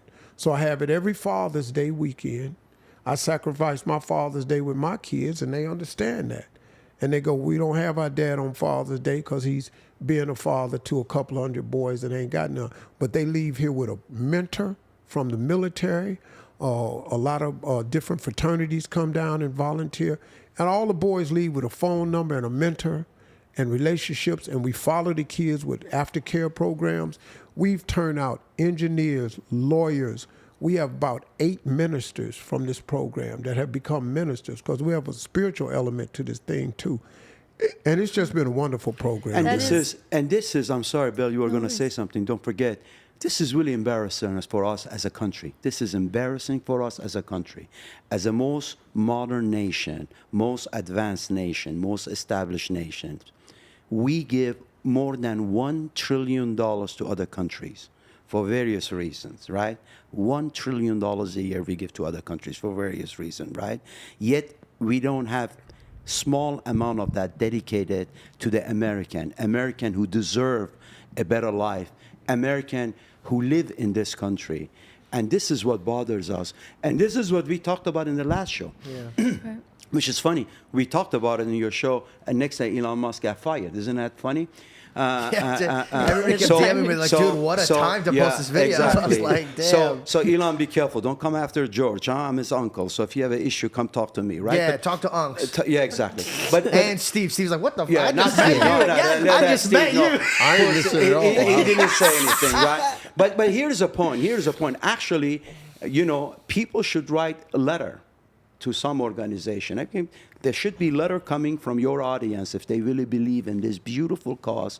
This man fathered 3,400 boys and girls, and he spent time on them, feeding them, educating them. He took time from his own life, from his own children, from his own family, being a father. And his wife is also very much involved with this. Yeah. Him being a father to the kids that did not have a father role, and his wife being a mother to the kids that didn't have one. So I think you should actually receive these letters from your audiences. It should be a call for action. Yeah. It should be a call for action. Look, We need to pour hope back into this country. well, hope, of course we need to do that, but also bring something to this cause, right? Something to this cause where people should object. This is our taxpayer. Government, those damn politicians, right? They didn't earn all of these monies that the budget of this country is running. It's us, we taxpayer, right? So we should have a right to tell the government how to use that taxpayer. And this is something that has been absent. It's not happening. But for Elon Musk, our government, to cut all of these small funding for such a huge contribution is definitely error. It shouldn't be done. And we should reverse that, right? Yeah, man. Yeah. Speaking of mentoring, you yeah. were actually Bill gonna had say a something question, before- yeah. Sorry, no, because I want to point out how beautiful it is what you're doing, because I think that you're teaching them fundamental values that we should be learning in school when you think about it, right? How do we go out in society and be able to succeed? You're teaching these men how to be real men. And even hearing you say you have an agriculture program, I mean, for us to be able to tend to and be able to feed ourselves if we need to, feed Learn our how to do families. that, yeah. Yes, it's so important, right? That's priceless. So how did you how did you even come up with the idea to start this organization? Well, my father died when I was 43. So it's been like, a long time ago. And I was telling Yonan, when I was sitting at his funeral and that casket was open, I was looking at the coldest dude I ever met. And I was just tears, and I got on the jet and I'm flying back to LA. And I was sitting on the plane looking out the window and I go, man, how would I have ever made it without that dude? There's no way I could have made it without him.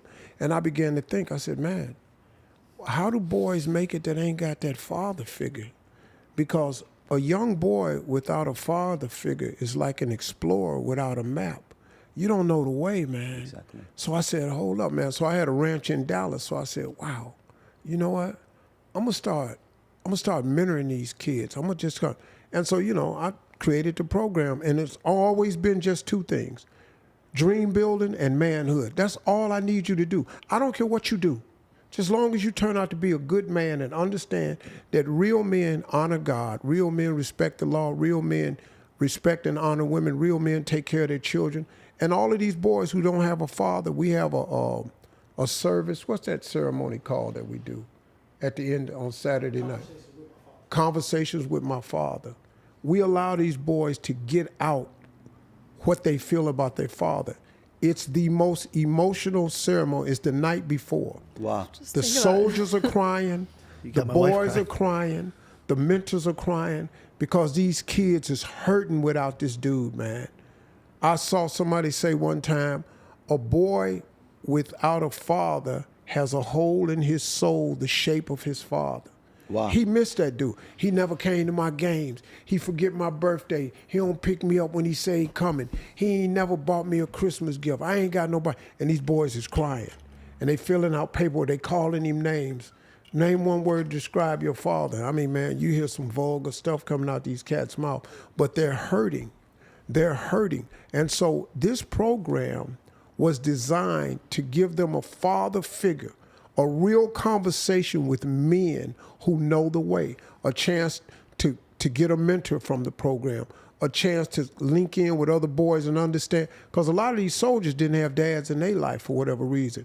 And so now they can understand you can make it without this. It's going to be hard, but here's my number, man. So when you have a problem about these dreams you having at night and you don't understand why this is happening to your body, you can't ask your mother about that. How do I talk to girls? Your mother don't know.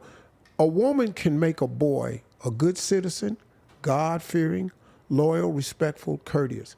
What she cannot do is turn him into a man. There is nothing she knows about this. And so this program, and my wife does girls, but I do boys because we need to turn out better men, and that's what the program does. And it was the death of my father that brought this whole program about. Do you have some type of fund, a program that people can contribute toward this program? Yeah, we got that every year. Last year, Dr. Phil came and did a documentary on it, a 2-hour documentary. It's the first person that's ever did anything.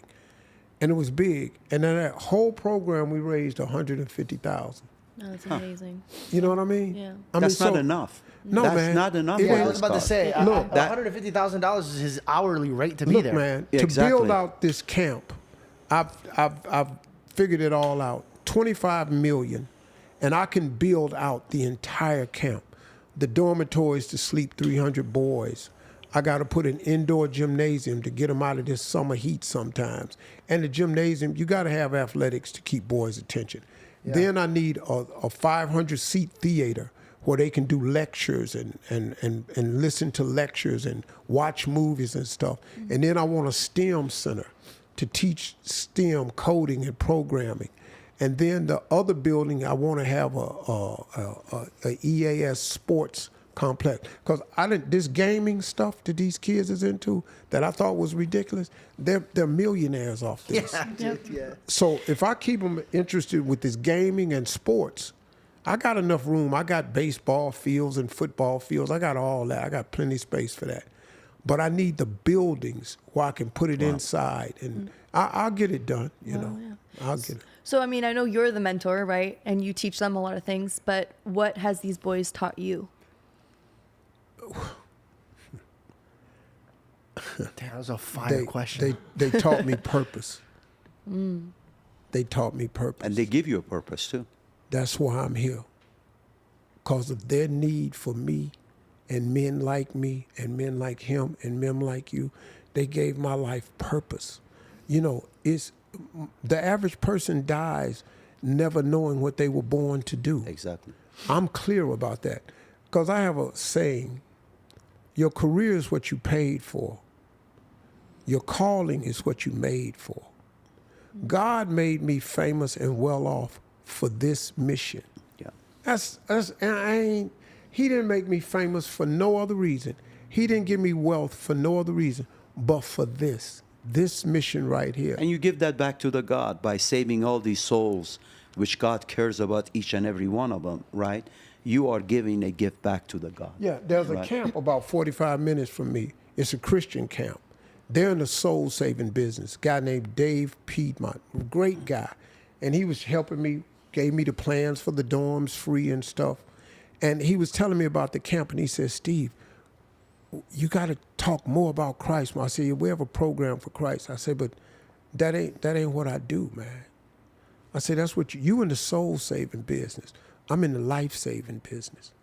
And there's a difference. I gotta stop a kid from killing each other. I gotta stop a kid from selling dope. That's what he designed you to do. Yeah, I gotta That's stop a purpose. kid from wanting to be a shooter, a gangster. I'm in the life-saving business. Let me save their life first. And then we can, And then you go save their soul. But if I don't keep them alive, you got no soul to save. And finally, a few years ago, he looked at me and said, wow, yeah, you're in the life-saving business. I'm in the soul-saving business. Because like I say, I'm a Christian. I just ain't that, you know, I can't teach you all the values of Christianity. Because I'm still trying to master them myself. Like, I'm not in the turn the cheek business. I'm just not that dude, man. But you asked me about Katt. I'm still a warm person. I sit down with him, man. I really don't have a problem. I still haven't said anything negative about him. You know, I'm not that dude. That ain't where my head is at. I don't have time to get into this back and forth with you. I'm going somewhere. The saying is stay on the wall. Stay on the wall, man. When they throwing rocks at you, stay on the wall. Don't come down off the wall, because now you're slowing your ascent. Yeah. Don't come off the wall and get eye level with a hater. Just let them hate, but you stay on the wall. Yeah. That's why I never come off the wall to address it. I appreciate you asking me about it, but you asked me, would I sit with him? Would I be willing to? And that's what it is, man. I squash anything with anybody. You're not afraid of it. You'll run with it, but you're not going to run to it if God's putting you in a place to be. And I think he needs to actually sit with the God and come closer to the God before he sits with him, right? Because no human can be fixed by someone else until they want to fix themselves, right? Yeah, I always wonder, what is the reason for hatred, right? What is the reason of people getting keyboard warriors, right? They're getting and they put in bad comments about. If you have anything good to say nothing, right?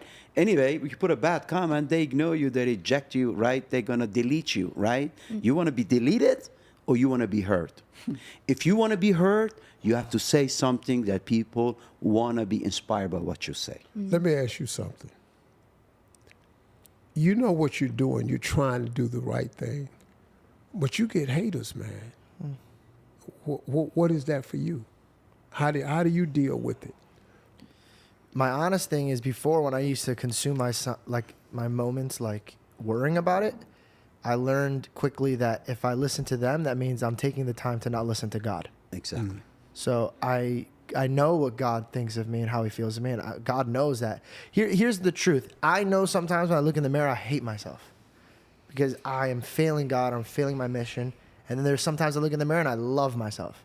So I can't be too concerned if God put me in a place where so many people are watching me. There's going to be times that they hate me. There's going to be times that they love me. But it's not my concern. My concern is to finish the job and finish the race. Yeah, right? but let me help you something. You ain't failed in the mission ever. You're in the process. You're processing, man. You ain't there yet. We all fall short of the glory of God. A guy told me a story one day. Three Christians on the boat, and they're 1,000 yards out. And one of them jumps in the water and he starts swimming, and he gets about 200 yards away and he sinks and he drowns.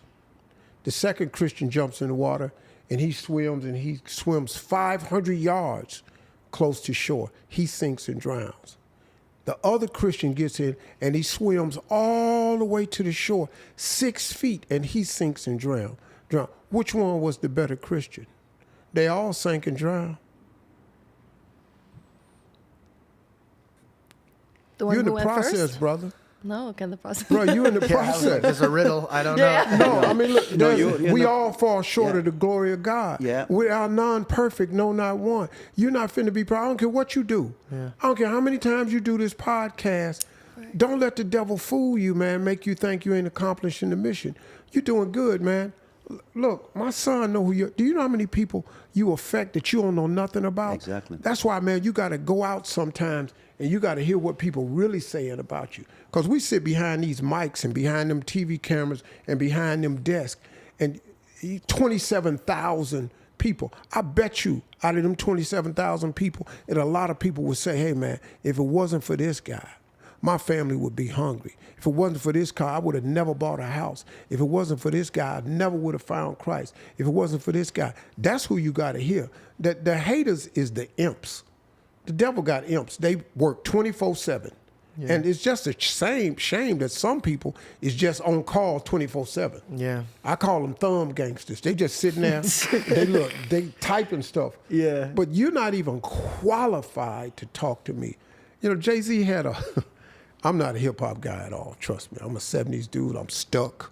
I'm stuck, man. I'm Hey, R&B. the 70s was a vibe. Bruh, I'm R&B. 70s and 80s was like the best times to be Bruh, around. I'm in my soul. I can't move on. I was that ignorant little dude in 77. I was in college, and hip-hop, the hippity-hop. I heard that. I went, man, that ain't gonna last.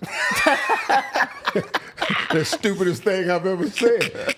Hip-hop became the biggest music genre in the world, made more millionaires than anything. How wrong was I?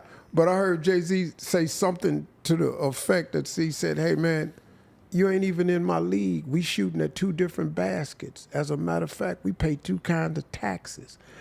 I mean, this dude says stuff like that. So when I'm moving... Yeah, it's funny that I've learned more about Jay-Z from his like bars that he says, not even in his music, but in like interviews. Like one time he said, my presence is a present. And I was like, oh. I was like, that is, hey man, that's deep. I saw him at the Louis Vuitton show, him and B. They came up to us when they were walking through and they spoke to us. And it was ironic because he only stopped and talked to 2 people. We wouldn't know who he's sitting next to.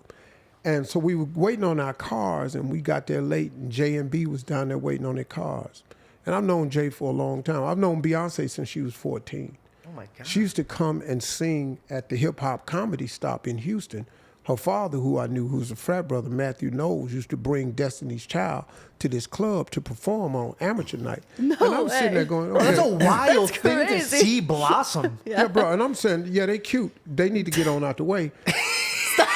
I gotta go tell these jokes. I'm finna make $250 tonight. So I don't know. I need to make this $250. Wait, come on, little girls. Hey, yeah, this is cute. He said, hey, man, these girls gonna be stars. And I knew they were super talented back then. So I've been knowing them a long time. So I was standing there, and I put my hand on Jay's shoulder, and I said, hey, man, you know what you need to know right now? How important you are, the way you demonstrating yourself as a father. What you are sending the signal, Jay, as a father. Skip your musical career, skip the money you make. What he's doing as a father, do you know the message that sends out? He needs to hear stuff like that. You got to get out and hear it from a different perspective. Forget that. Like Beyonce posts stuff on her page. She don't even have a comment section. She could care less. She put her picture up. There's no comments. You know, and she got how many hundreds of millions of followers. But they've mastered that part. They keep their private life private and everything. You, man, you doing tremendous work. Don't ever think you falling short, man, because everybody the dude that swam 6 feet from shore, he still he ain't Christ. So, dog, we all come up short. Like, I say stuff all the time that ain't Christian-like. You know, I probably said something yesterday. I said something to one of the photographers that was, I was putting my wife in the car. I was on the red carpet one time with my wife, and the guy says, "Hey, Steve, lose the girl." I went, "What did you say?" To your wife? He said, "Lose the girl." I let my wife's hand go. She said, Steve, no. I walked up and I said, "Hey, man, this ain't no girl. What you mean lose the girl? This is my wife. This is the reason I'm even here. This is my everything." Don't ever say that to a person. "Well, I just want a picture of you." Hey, well, you don't get a picture of me. You got something. I'm in your ass right now. You feel me? And if you say something negative about her, this I'm gonna turn it into something else. I have the ability to slap you. I really, really do. And I have a strong desire to slap you. You just better be real grateful that I got enough God in me that keeps me from being who I used to be. Because who I used to be, man, oh, dog, I snatch your lips off your face with my mouth. I spit your bottom lip back on your cheek. Just like that. Bro. Yeah. What a visual. Yeah, you got that? Yeah. I got that. And we just said that on Gospel podcast. So, but speaking of mentoring and bringing people up into the vibrations that we're feeling, what was it like? And was this a comedy bit, or was this like a true thing when you brought Mike to church? Is this like a real moment, or was this a comedy bit? No, that really happened. You brought Michael Jackson to church. Bro, you can go on the internet and pull it up. Me and Mike were friends. When he was in that trouble, he said, "Man, I think I need to go to church." He had Ramon Baines was his publicist. Said, "Steve, Michael want to know if you'll take him to church." I called Chip Murray at the time, who was the pastor of AME Christian Church over in over off Crenshaw. I said, "Hey, man, Mike want to go to church."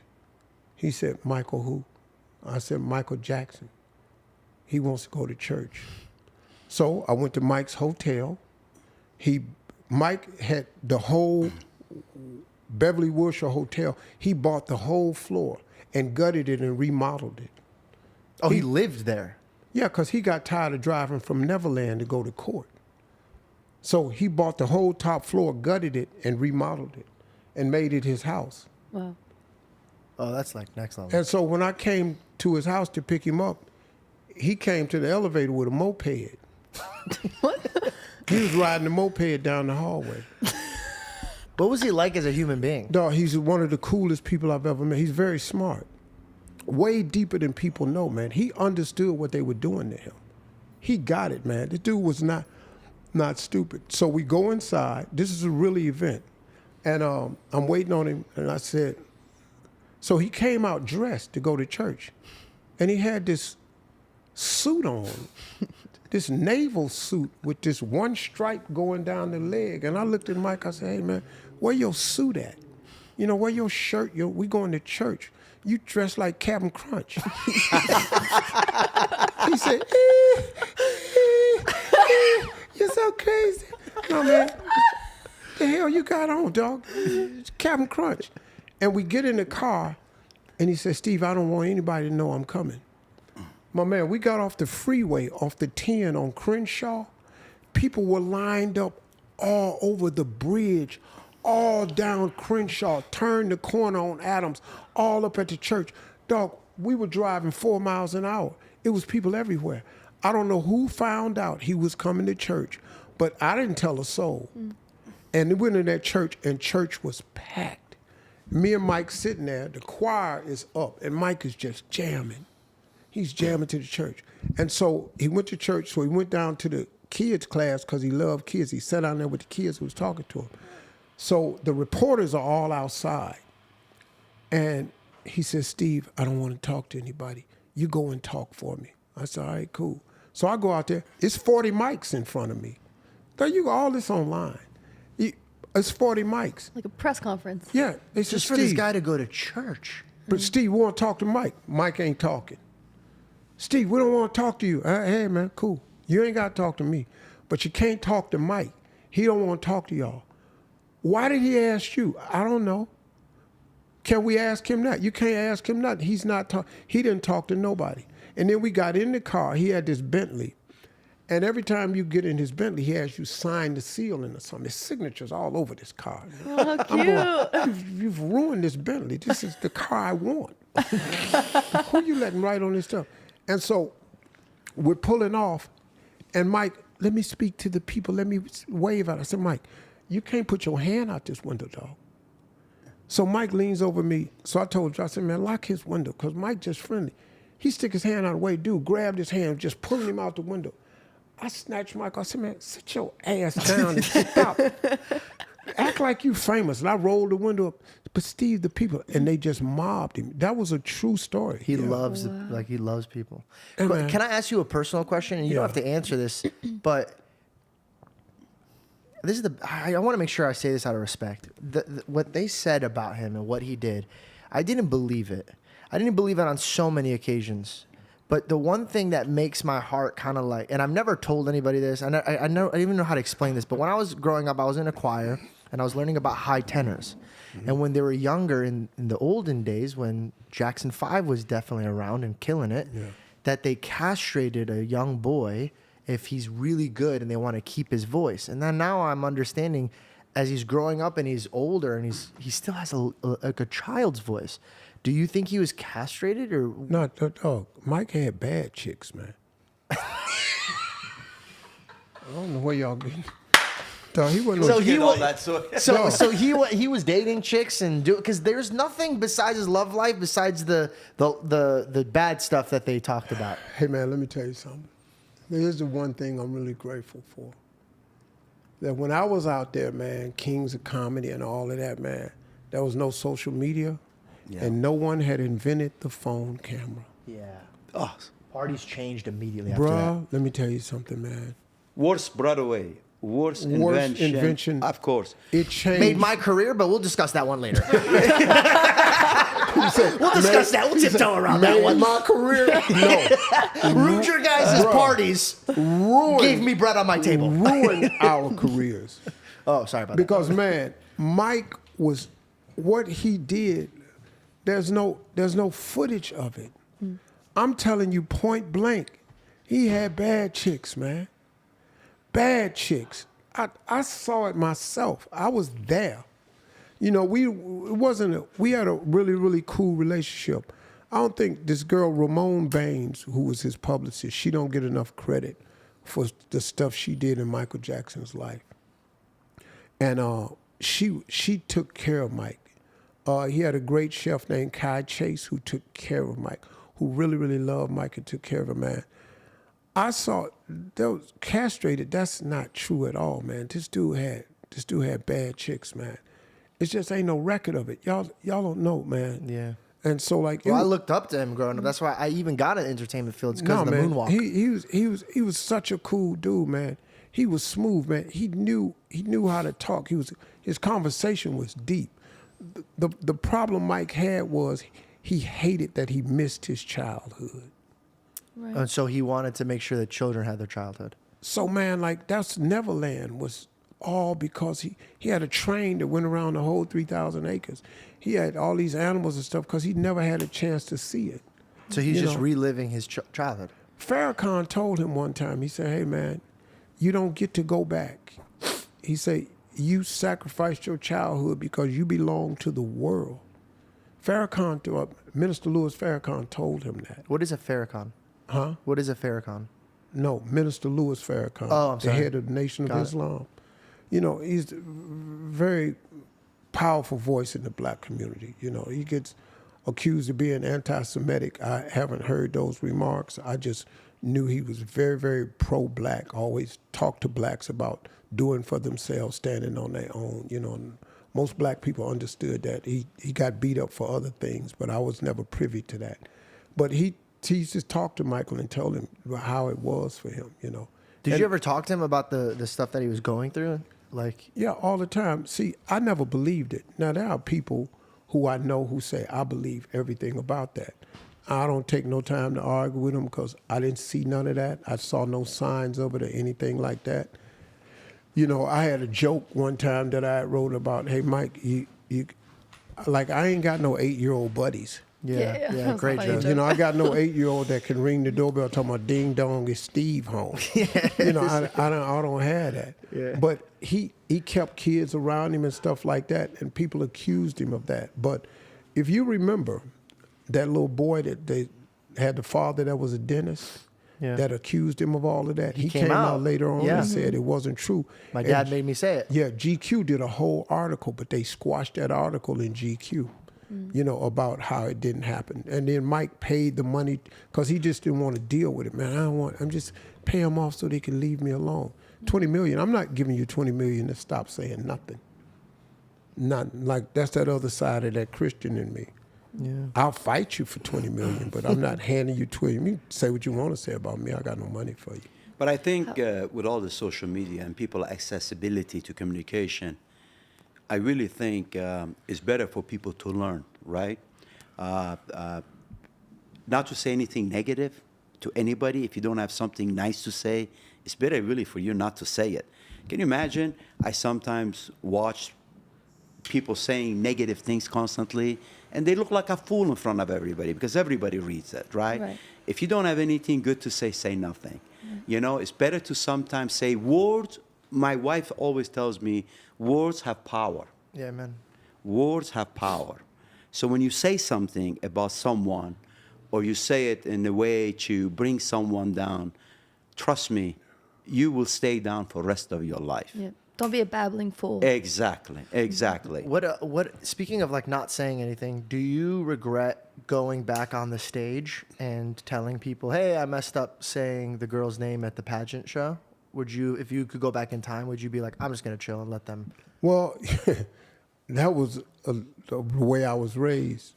You go fix it. The true story behind that was they had changed the way we would do it. They used to go third runner-up, second runner-up, first runner-up, and then announce Miss Universe. Well, there's only 3 women on stage. Yeah, it's anticlimactic. So it's anticlimactic. So they changed it. They had bought it from Donald Trump, and they changed it that year. So that year we said we're going to announce second runner-up, then it'll be first runner-up, and who's going to win Miss Universe standing there.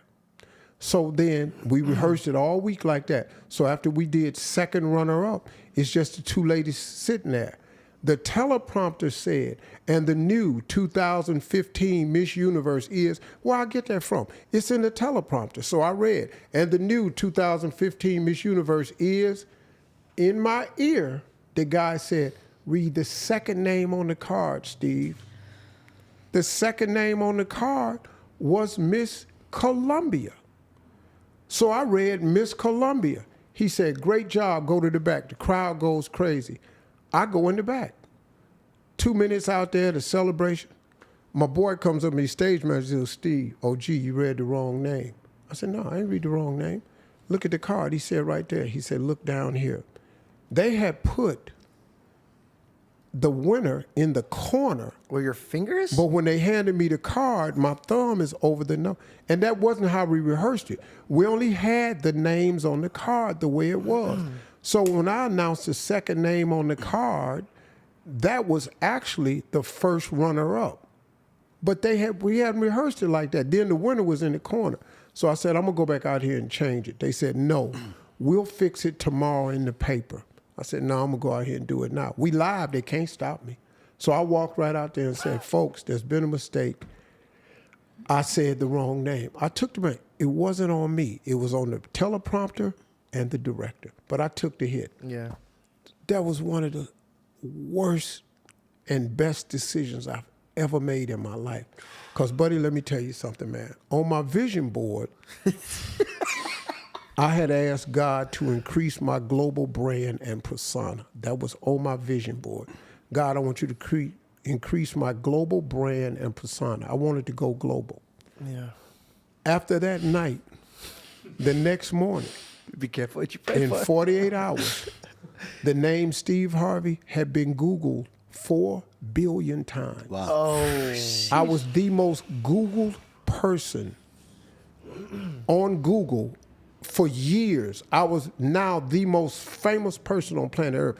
I was headlines in Italy, Philippines, everywhere. But man, that was a dark week. That was a dark week, man, because the Colombians, man, they wasn't happy. Do you still have your security guards because of that? Yeah. It's till this day. Bro, listen, my son. You don't have like you haven't have you even been able to travel there? No, I'm not going to Colombia. I don't even drink Colombian coffee no more. I think they. Yeah, they hand you a cigar. They're like, it's Colombian. You're like, I'm fine. I'll smoke this. A lot of Colombians that Steve we forgot about. So what I did was, the next week was Christmas. So a week later was Christmas. So I've been getting beat up all week. I said, okay, enough of this. So I went on IG, and I said, hey y'all, this is Steve. Hey y'all, Merry Easter. I just said Merry Easter. And they said he back, he recovered. And so I never did an article, I never did an interview or anything about it until I could talk to Miss Columbia myself. I had a talk show at the time. She came in February. In February, she finally cleared her schedule. I apologized to her father because I knew I had hurt this girl, man. She was the most devastated. But her career zoomed after that. She probably one of the most iconic nights ever. And so she came on my talk show, and I hugged her. I saw her for the first time, and I was able to apologize to her. It's emotional for me because I knew I had hurt this girl. Yeah. And so then after that, I did articles on it, but that was, Out of all your shows, which one do you feel like is the most impactful one? Showtime at the Apollo. Because it was the first. It was the one that I got when I was fitting to quit. When I was with Jamie Foxx. Yeah, man. I met Jamie Foxx that night. Is your guys' relationship good right now? Yeah. It's good. I mean, we didn't know who each other was. I love hearing He's my stories neighbor, like and that. I'm gonna take you down there and say hello to him. That's such a Zaya thing to say. That No, seriously. By the way, I own 4 companies. He is one of them, and we'll meet him tomorrow. And so, yeah, man, I've always been cool with Jamie Foxx. We had TV shows on at the same time after that. The Jamie Foxx show, the Steve Harvey show. There's actually a question I've been wanting to ask. I love hearing that story about how he lost the crowd. They started booing him, and then he started singing, and he won got them him back. right back. Yeah. What was he singing? I don't know. But was it part of his act, or is he just No. I'm bombing right now, I'm just going to start They singing? started booing him, and he started singing. And that boy could sing. He's Now, one of the most talented human beings, bro. Jamie Foxx, of all of us, is the most diversified. Yeah. Him and Eddie Murphy. There's Yeah. no stand-up ever been more diversified than those two right there. Jamie Foxx can act, play the piano, sing, write, produce, and do comedy. God bless him. And Eddie's Wow. the same way. Eddie, Those yeah. two. And then I would put next in that group Martin Lawrence, because I've never met a better mimic in my life than Martin Lawrence. Def Jam was Def Jam because of Martin Lawrence. How do you feel about comedy and the temperature it's at right now? Well, it's different now. It's not. People are too sensitive? Well, the cancel culture is killing comedy. You can't make fun of nobody no more. The only person that goes about his business the way they want to is 2 comedians, Bill Burr and Dave Chappelle. Dave Chappelle, yeah. And that's because they're not sponsorship driven. I mean, they're not sponsorship driven. They're subscription driven. Yeah. You can't cancel Netflix, and that's where they make their money. So Dave Chappelle is able to say anything about the gay community, anything. And they turned on him, but that didn't stop him from saying nothing. I think he's one of those special, gifted people, especially in today's times. And I like Bill Burr. Bill Burr is dynamic to me. He says some of the craziest stuff, that red hair. White boy, he cold, man. I love So watching angry. him, and she goes, "He's so angry. Can we change it?" Hey, man, It let me like tell you stresses. something. You know when someone is like so angry, you see their veins and they're red. Yeah. Like I feel that, and it stresses me out. You know? No, I love but it, bro. I love when a dude pops No, off man, and he's that's feeling him. a certain way, bro. That's him delivering the pain that other people are saying with the bravery to say it. And that's what comedy has always, comedians have always allowed us to laugh at ourselves and our pain. Because that's what it is, you know. My specialty was observational humor. When I did Don't Trip, He Ain't Through With Me Yet, was close to getting to the end of my career. And my last one I did, I sold out the MGM Gardens in Vegas my last night when I gave it up. And I cried for 20 minutes backstage because I was walking away from the one thing I said I would never ever walk away from. But I knew I had to give up something. Bishop Jakes taught me something one time. He said, everything you want on the next level, you have to break through a glass ceiling. And in order to break through glass, you're going to get cut and you're going to bleed. And the stuff that's going to bleed is something you care deeply for. To go to the next level, you got to shed something. Yeah. And stand-up was the thing I had to let go of. And it was the most painful. That was one of the most painful nights I've ever had, with the exception of the loss of my mother, which was, I can't even, I thought I was going to die. I lost my mom, man. I didn't know what to do. That was the worst I've ever, I didn't think I was going to make it. How did you, if you don't mind me asking? Because, like, and she's my witness to this, like, I'll just break down crying, like, thinking of it. I bought a house. This is the house that I used to shoot, but my main house is right next to my mom. Like, I when I'm done working, that's all I want to do is be next to her. Like, we'll sit here talk. Like, I'm going to get emotional right now, but, like, everything that I ever do in my life, including this right here, I just can't wait to go back and throw it at her feet and say, Mom, look what I did. Yeah. And so, like, how do you continue without those two pillars in your life? I wasn't doing well until her funeral. And the minister said something that changed my perspective. Because looking at my mom in that box, man, God dog, man. Oh boy, let me tell you something, man. I wasn't, and I'm a tough ass dude. My father raised me to be that way. But I was sitting down there looking at that dude, man, and I've never seen my father broken ever, except when they were married 64 years. Wow. He was broken. And my mother was on a respirator. And when I got to town, they kept her on the ventilator so I could see her. I collapsed on the bed. 6 hours later, my father said, your mama said she don't want to live like that. And I got 2 big brothers and 2 big sisters. He said, come here, Steve. Go in there and tell them, take your mama off that machine. God, dog. Hold up, man, what? You go in there and tell them, let your mama go see Jesus. The roughest conversation I've ever had was to walk in there and tell that doctor, take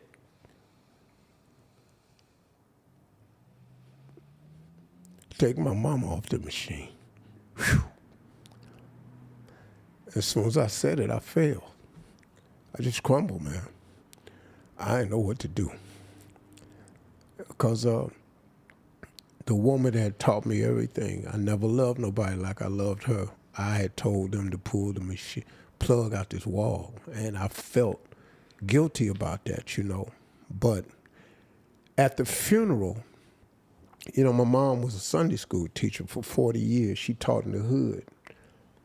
At my mama's funeral, the church was packed.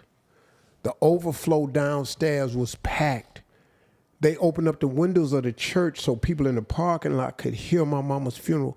Gangsters had come to pay respect to my mother. Pimps, drug dealers. I'm talking about, man, my mama taught everybody in the hood. I'm talking about, man, it was dudes in my mama's funeral with yellow suits on, pink suits, powder blue, pimps, hustlers, dope boys. Everybody came to see my mother. And I was sitting there with my 2 brothers and 2 sisters, and I was crushed. And then the minister said something that changed it for me. He said, I know y'all in pain, But to Sister Harvey's kids, turn around and look. And he made us turn around and see how big, how full the church was. And then he said, and downstairs, the overflow, the church is packed. We're broadcasting. We got speakers outside. We've never had a funeral where we put speakers outside. Everybody in the hood and came to see y'all's mama. Do you know how many lives she changed? It was this pimp that came around and he viewed my mother's body. His name's Sonny Calhoun. And he was a pimp. And he came and he stopped. He said, hey, man, sorry about y'all loss. But y'all mama tried to save me. She ain't get me, but man, she sure tried to save me. She said, I'm finna go talk to God now, man, because that's what she wanted me to do. And we was getting all those types of testimonies. And then the minister said, joy and pain. He went through this whole list of credits that my mother had did. He was pointing at people. She say that boy right there, that boy. And it was some tough ass dudes at my mama's funeral, man. I grew up in the hood. I knew these boys. I'm still friends with them. These dudes were shooters. These dudes would do something to you, right? Talked about all the changes she had made in the neighborhood. And we began to smile at her accolades. And he said, I want you all to know something. As you feel this way, this pain you feel, think of everything she's taught you and everything she's ever done for all these thousands of people in this church. He said, joy and pain cannot reside in the same space. Joy and depression cannot reside in the same space. He said, so when you think of her, think of all the great things and the good things that she's done. And that helped me because it helped me get past the pain sometimes. Now, 28 years later, I still cry about her. 28 years later, it'd be days I'm doing good, then I'll think about it and I'll be smiling, then I just break down. Because that loss for me, that shit was devastating, man. And I still, so like, I tell people all the time, man, I was crying about 4 years after my mom had died. It was her birthday. And I was talking to this girl and she said, why are you crying? I said, I was just thinking about my mama. She said, how long your mama been dead? I said, 4 years. She said, you still crying after 4 years? I said, your mom's still living? She said, yeah. I said, then you don't know. Mm-hmm. You do not know. And I don't wish that on nobody because I don't care how big of a gangster you are. I don't care how cold you are. I don't care how much money you got. I don't care what you've accomplished. When that woman leave this world, you ain't gonna believe this shit. You just ain't gonna believe it. I don't care who you are. I was with a partner who's a straight gangster. His mama died, man. This dude right there, he went off for 6 months, man. He just went dark. And he was a gangster. He's a real tough dude. So I still have my moments, man. Like, I don't cry as much as I used to, but it's hard to see some months go by where I don't shed a tear about it or something. Can't even imagine. No, it's nothing to imagine. Like one of my partners lost his mom recently. He said, man, tell me something. I said, I can't tell you nothing, man. I said, just in due time, it'll get better. This too shall pass. It'll get better. But right now, I ain't got no words for you. Just hang on. Just ask God for strength, because I'm going to tell you, man, you're not going to believe it.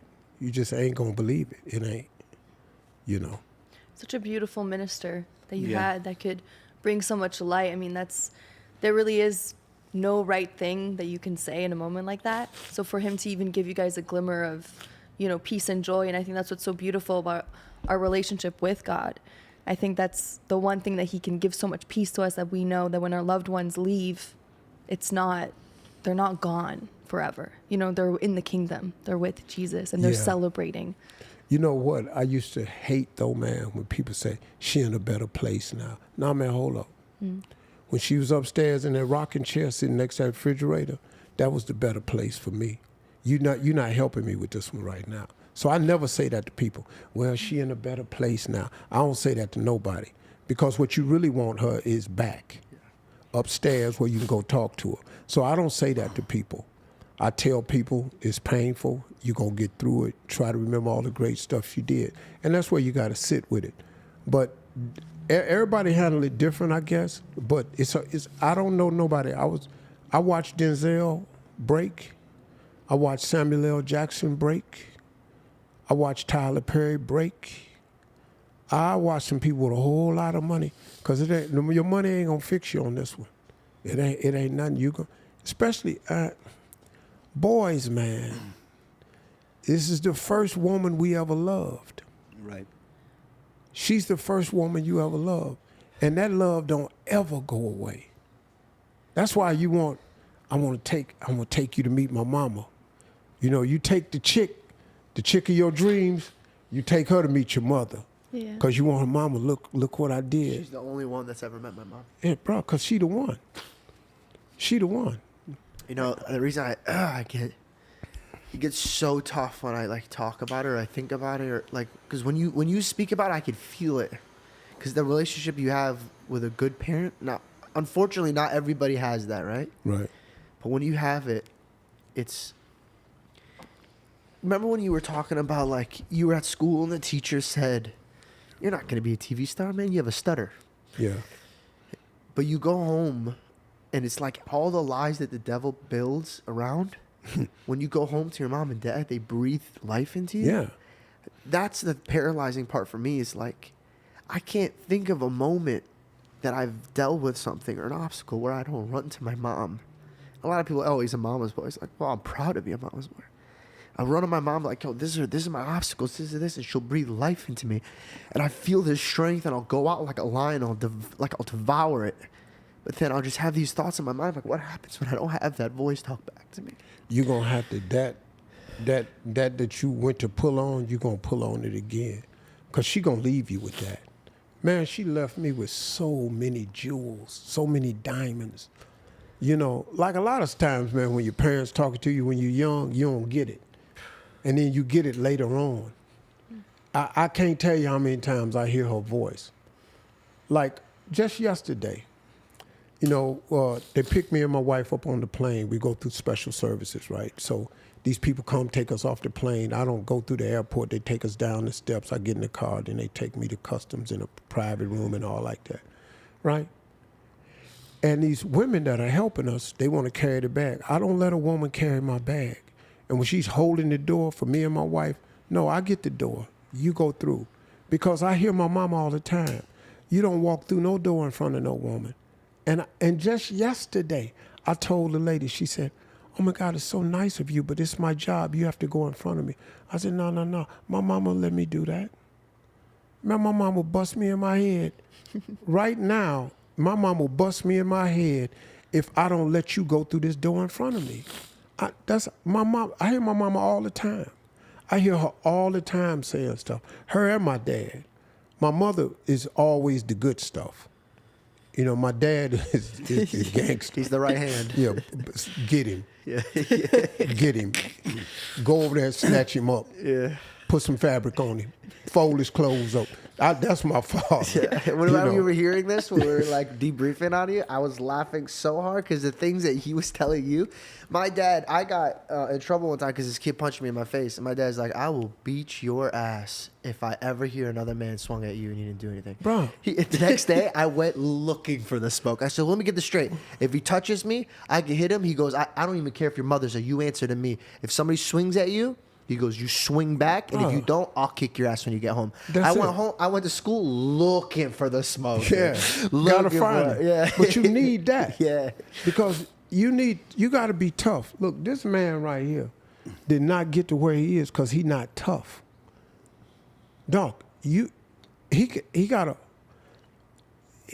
a section in him that's a gangster. No, you don't get that without being that piece. Every man got to have that in him. You got to have some dog in you. You can't. Your wife got to lean on your strength a lot of times, and you're going to have to lean on hers. But, man, when it get tough, he got to step out to the front. He'll take a bullet for everybody in his family. You know, like I tell people all the time, a man walk in the room and he got one bullet in the gun, he got to shoot me. Look, I got 7 kids, 8 grandkids. You got 1 bullet. I can promise you that bullet gonna go in me. Because I'm not finna let you. I got 1 bullet. We can stop this conversation.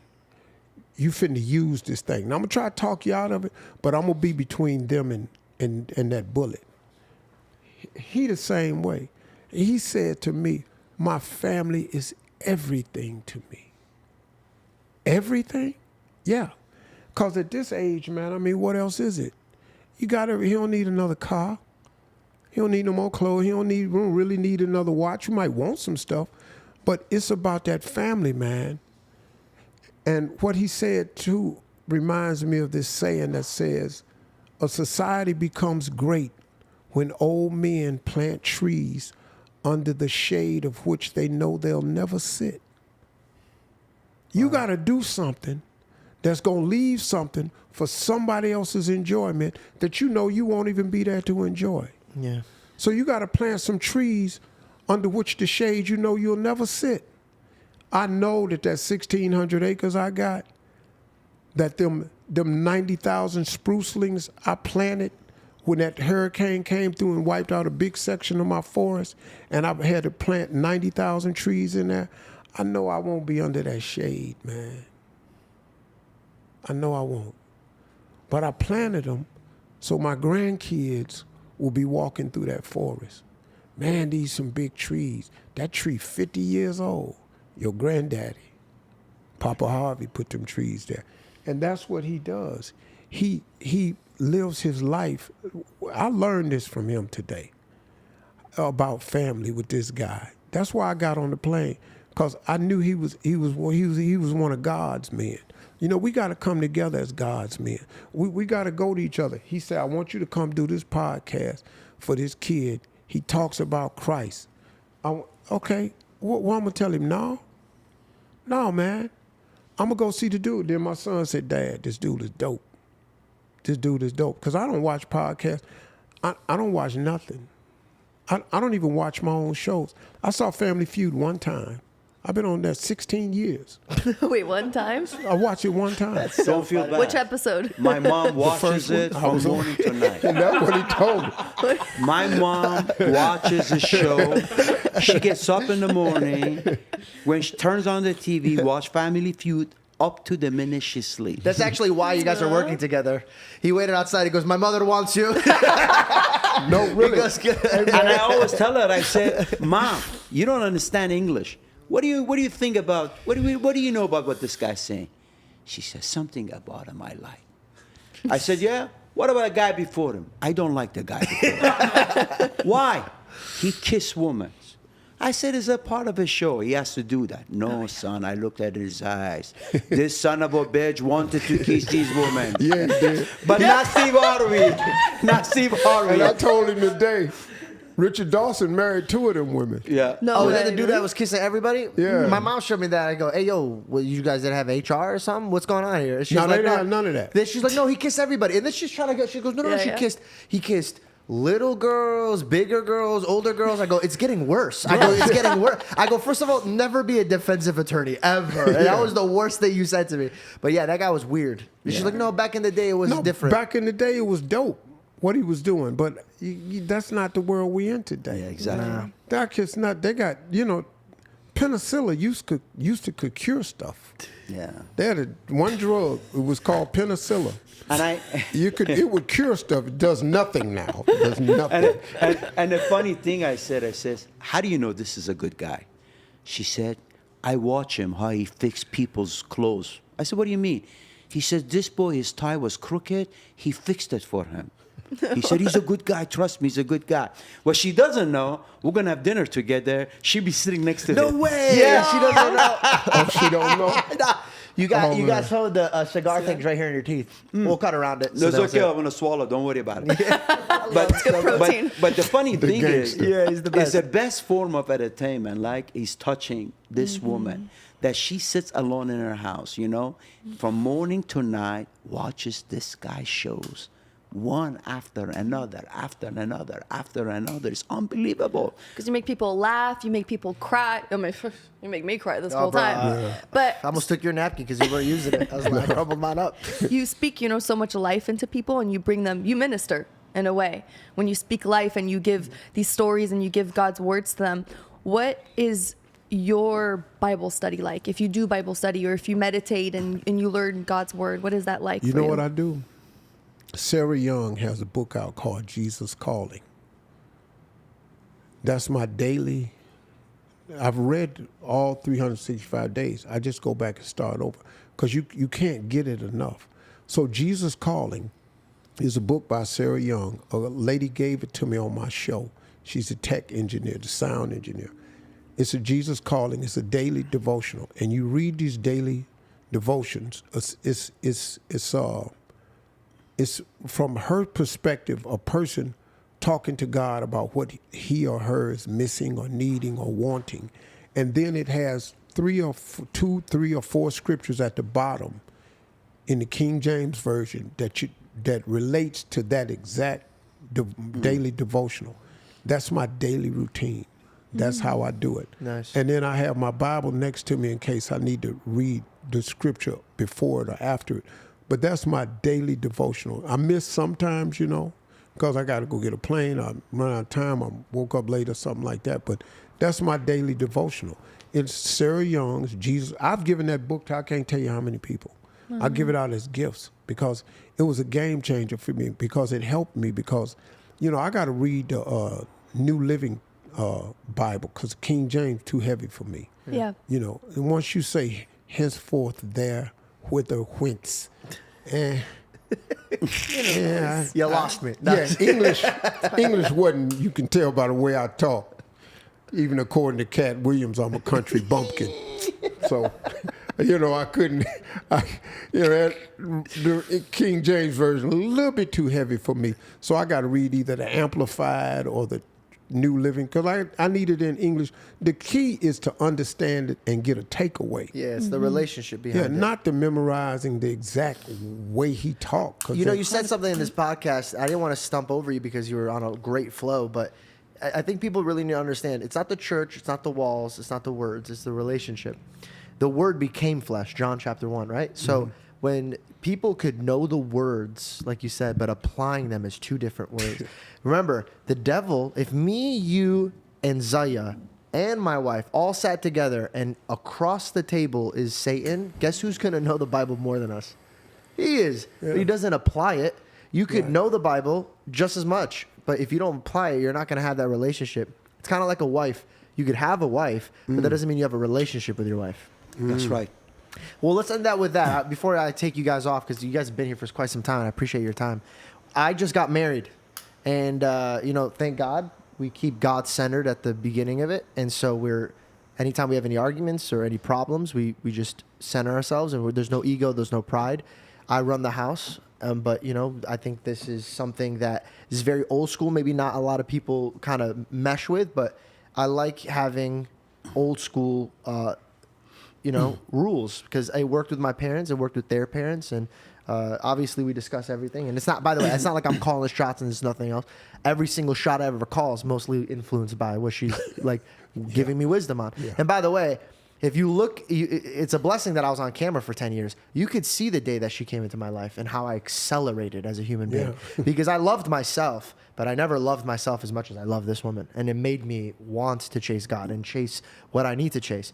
What examples or pointers do you guys have for me as a man that's trying to be successful, but also I don't ever want to lose my family over it? Let me let him take this one. Yeah, first of all, that's a good start. It good took for me you. 3 times to get it right. That's it. Yeah, yeah. Love you so much. But I've been married to my wife 34 years, and when I married her, that first real conversation we had, I said, in this relationship, it doesn't matter who's right, who's wrong. We always have to listen to common sense. Common sense is a common sense. So when we have an argument, it shouldn't be an argument. It should be a discussion to finding what is really right and what is wrong. And it doesn't matter if it comes from me or it doesn't matter if it comes from you. What's right, we have to adopt and we have to do. The best thing is for you to have this loving relationship, having faith in your relationship, be each other's best friend. Be each other's best friend, right? And because that gets you a different way of closing together, right? Where you feel you need that person, not only because she's your wife, you love her, but you think you need that person because you connect the most with her than anything else. And every time comes an argument about anything. It could be about the money, it could be which house to buy, which car to buy, what food to eat, which restaurants to go to. Always discuss it before argument. To say, okay, you want Italian? I was thinking steak, but let's talk about why, which one is more important for which one of us. If it's that important for you to go to eat Italian, then we'll go eat Italian. No big deal about it. Or how about if we go eat Italian, next week we go eat steak, right? You have to have a conversation. A marriage falls apart when a conversation stops. Yeah, communication is key. I found the key is to the kingdom. And you have to let each other talk. When she talks, listen. Don't think about what you're going to say to her as soon as she stops talking. Yeah. Because you're not listening. We both did that to each other in the beginning of the relationship, and we realized how it goes in a circle because we're not listening to each other. Yeah. Like you're saying something, but I'm waiting to stump it or find it. And don't talk over each other. Yeah. Don't talk over each other. She's always. a brilliant woman, dude. Don't talk. And then woman. Because marriage, if the foundation is right, it can never break. Yeah. I mean, I've been married once. I've been married for 34 years.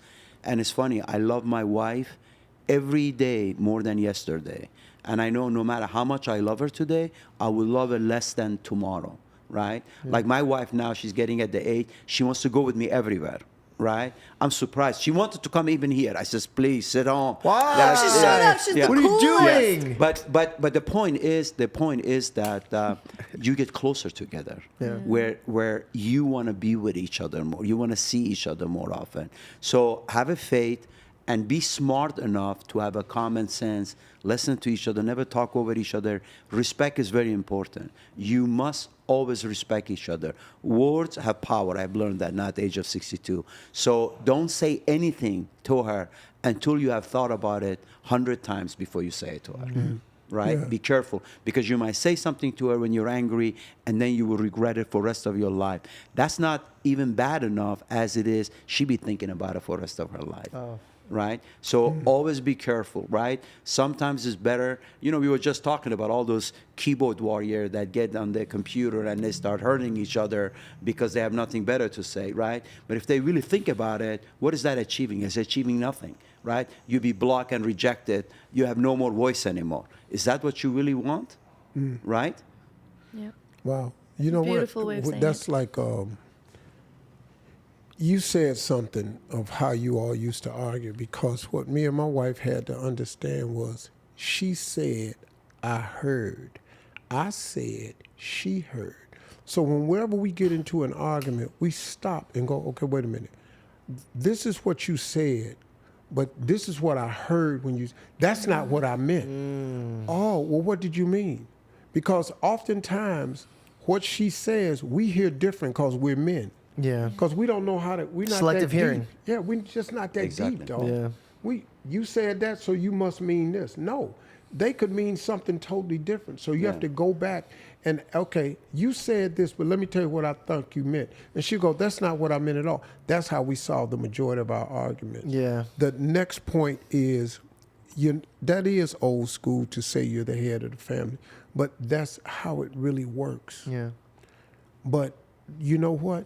I'm the head of the family, but my wife is the neck of the family. I say she's the spine. Yeah. I can't stand up straight. You try to do this without a neck. It's just Try, bro. This is you just. Yeah. And sometimes, man, a lot of times she's right. yeah. You know, man. It's a lot of it's a lot of wrestling with pride. Men think that leading means that they're always right. It's always their decision. Well, pride. But a good man Yeah. listens to a good wife. Yeah. In Proverbs, if we're talking about it, he says the greatest gift he specifies it as a favor from God. Now, I don't know about you guys, but a favor is a really good thing to have. It's a favor. Yeah. And if you have a good wife and it's a favor, I used to always tell her, she used to always like thank me, like, you know, you always think about this. And her mother and I have a really good relationship, so she's like, I love the way you are and stuff. And I just tell them straight up, I said, I know what blessing that he gave me, and it would be a damn shame if I wasn't treating it right and he took it away from me and gave it to another man, and I'm watching from far away, they build this kill. I wouldn't be able to do it. Also remember, pride is the worst thing a man or a woman could have or should have, right?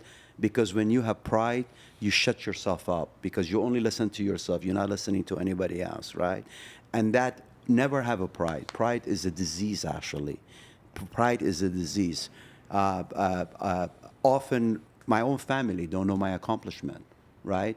There are things my sons learn every day about me that they didn't know I had. Right? I've witnessed this, by the way. Right? It's kind of cool. So never have pride. And there is a saying that behind every successful man, there is a woman.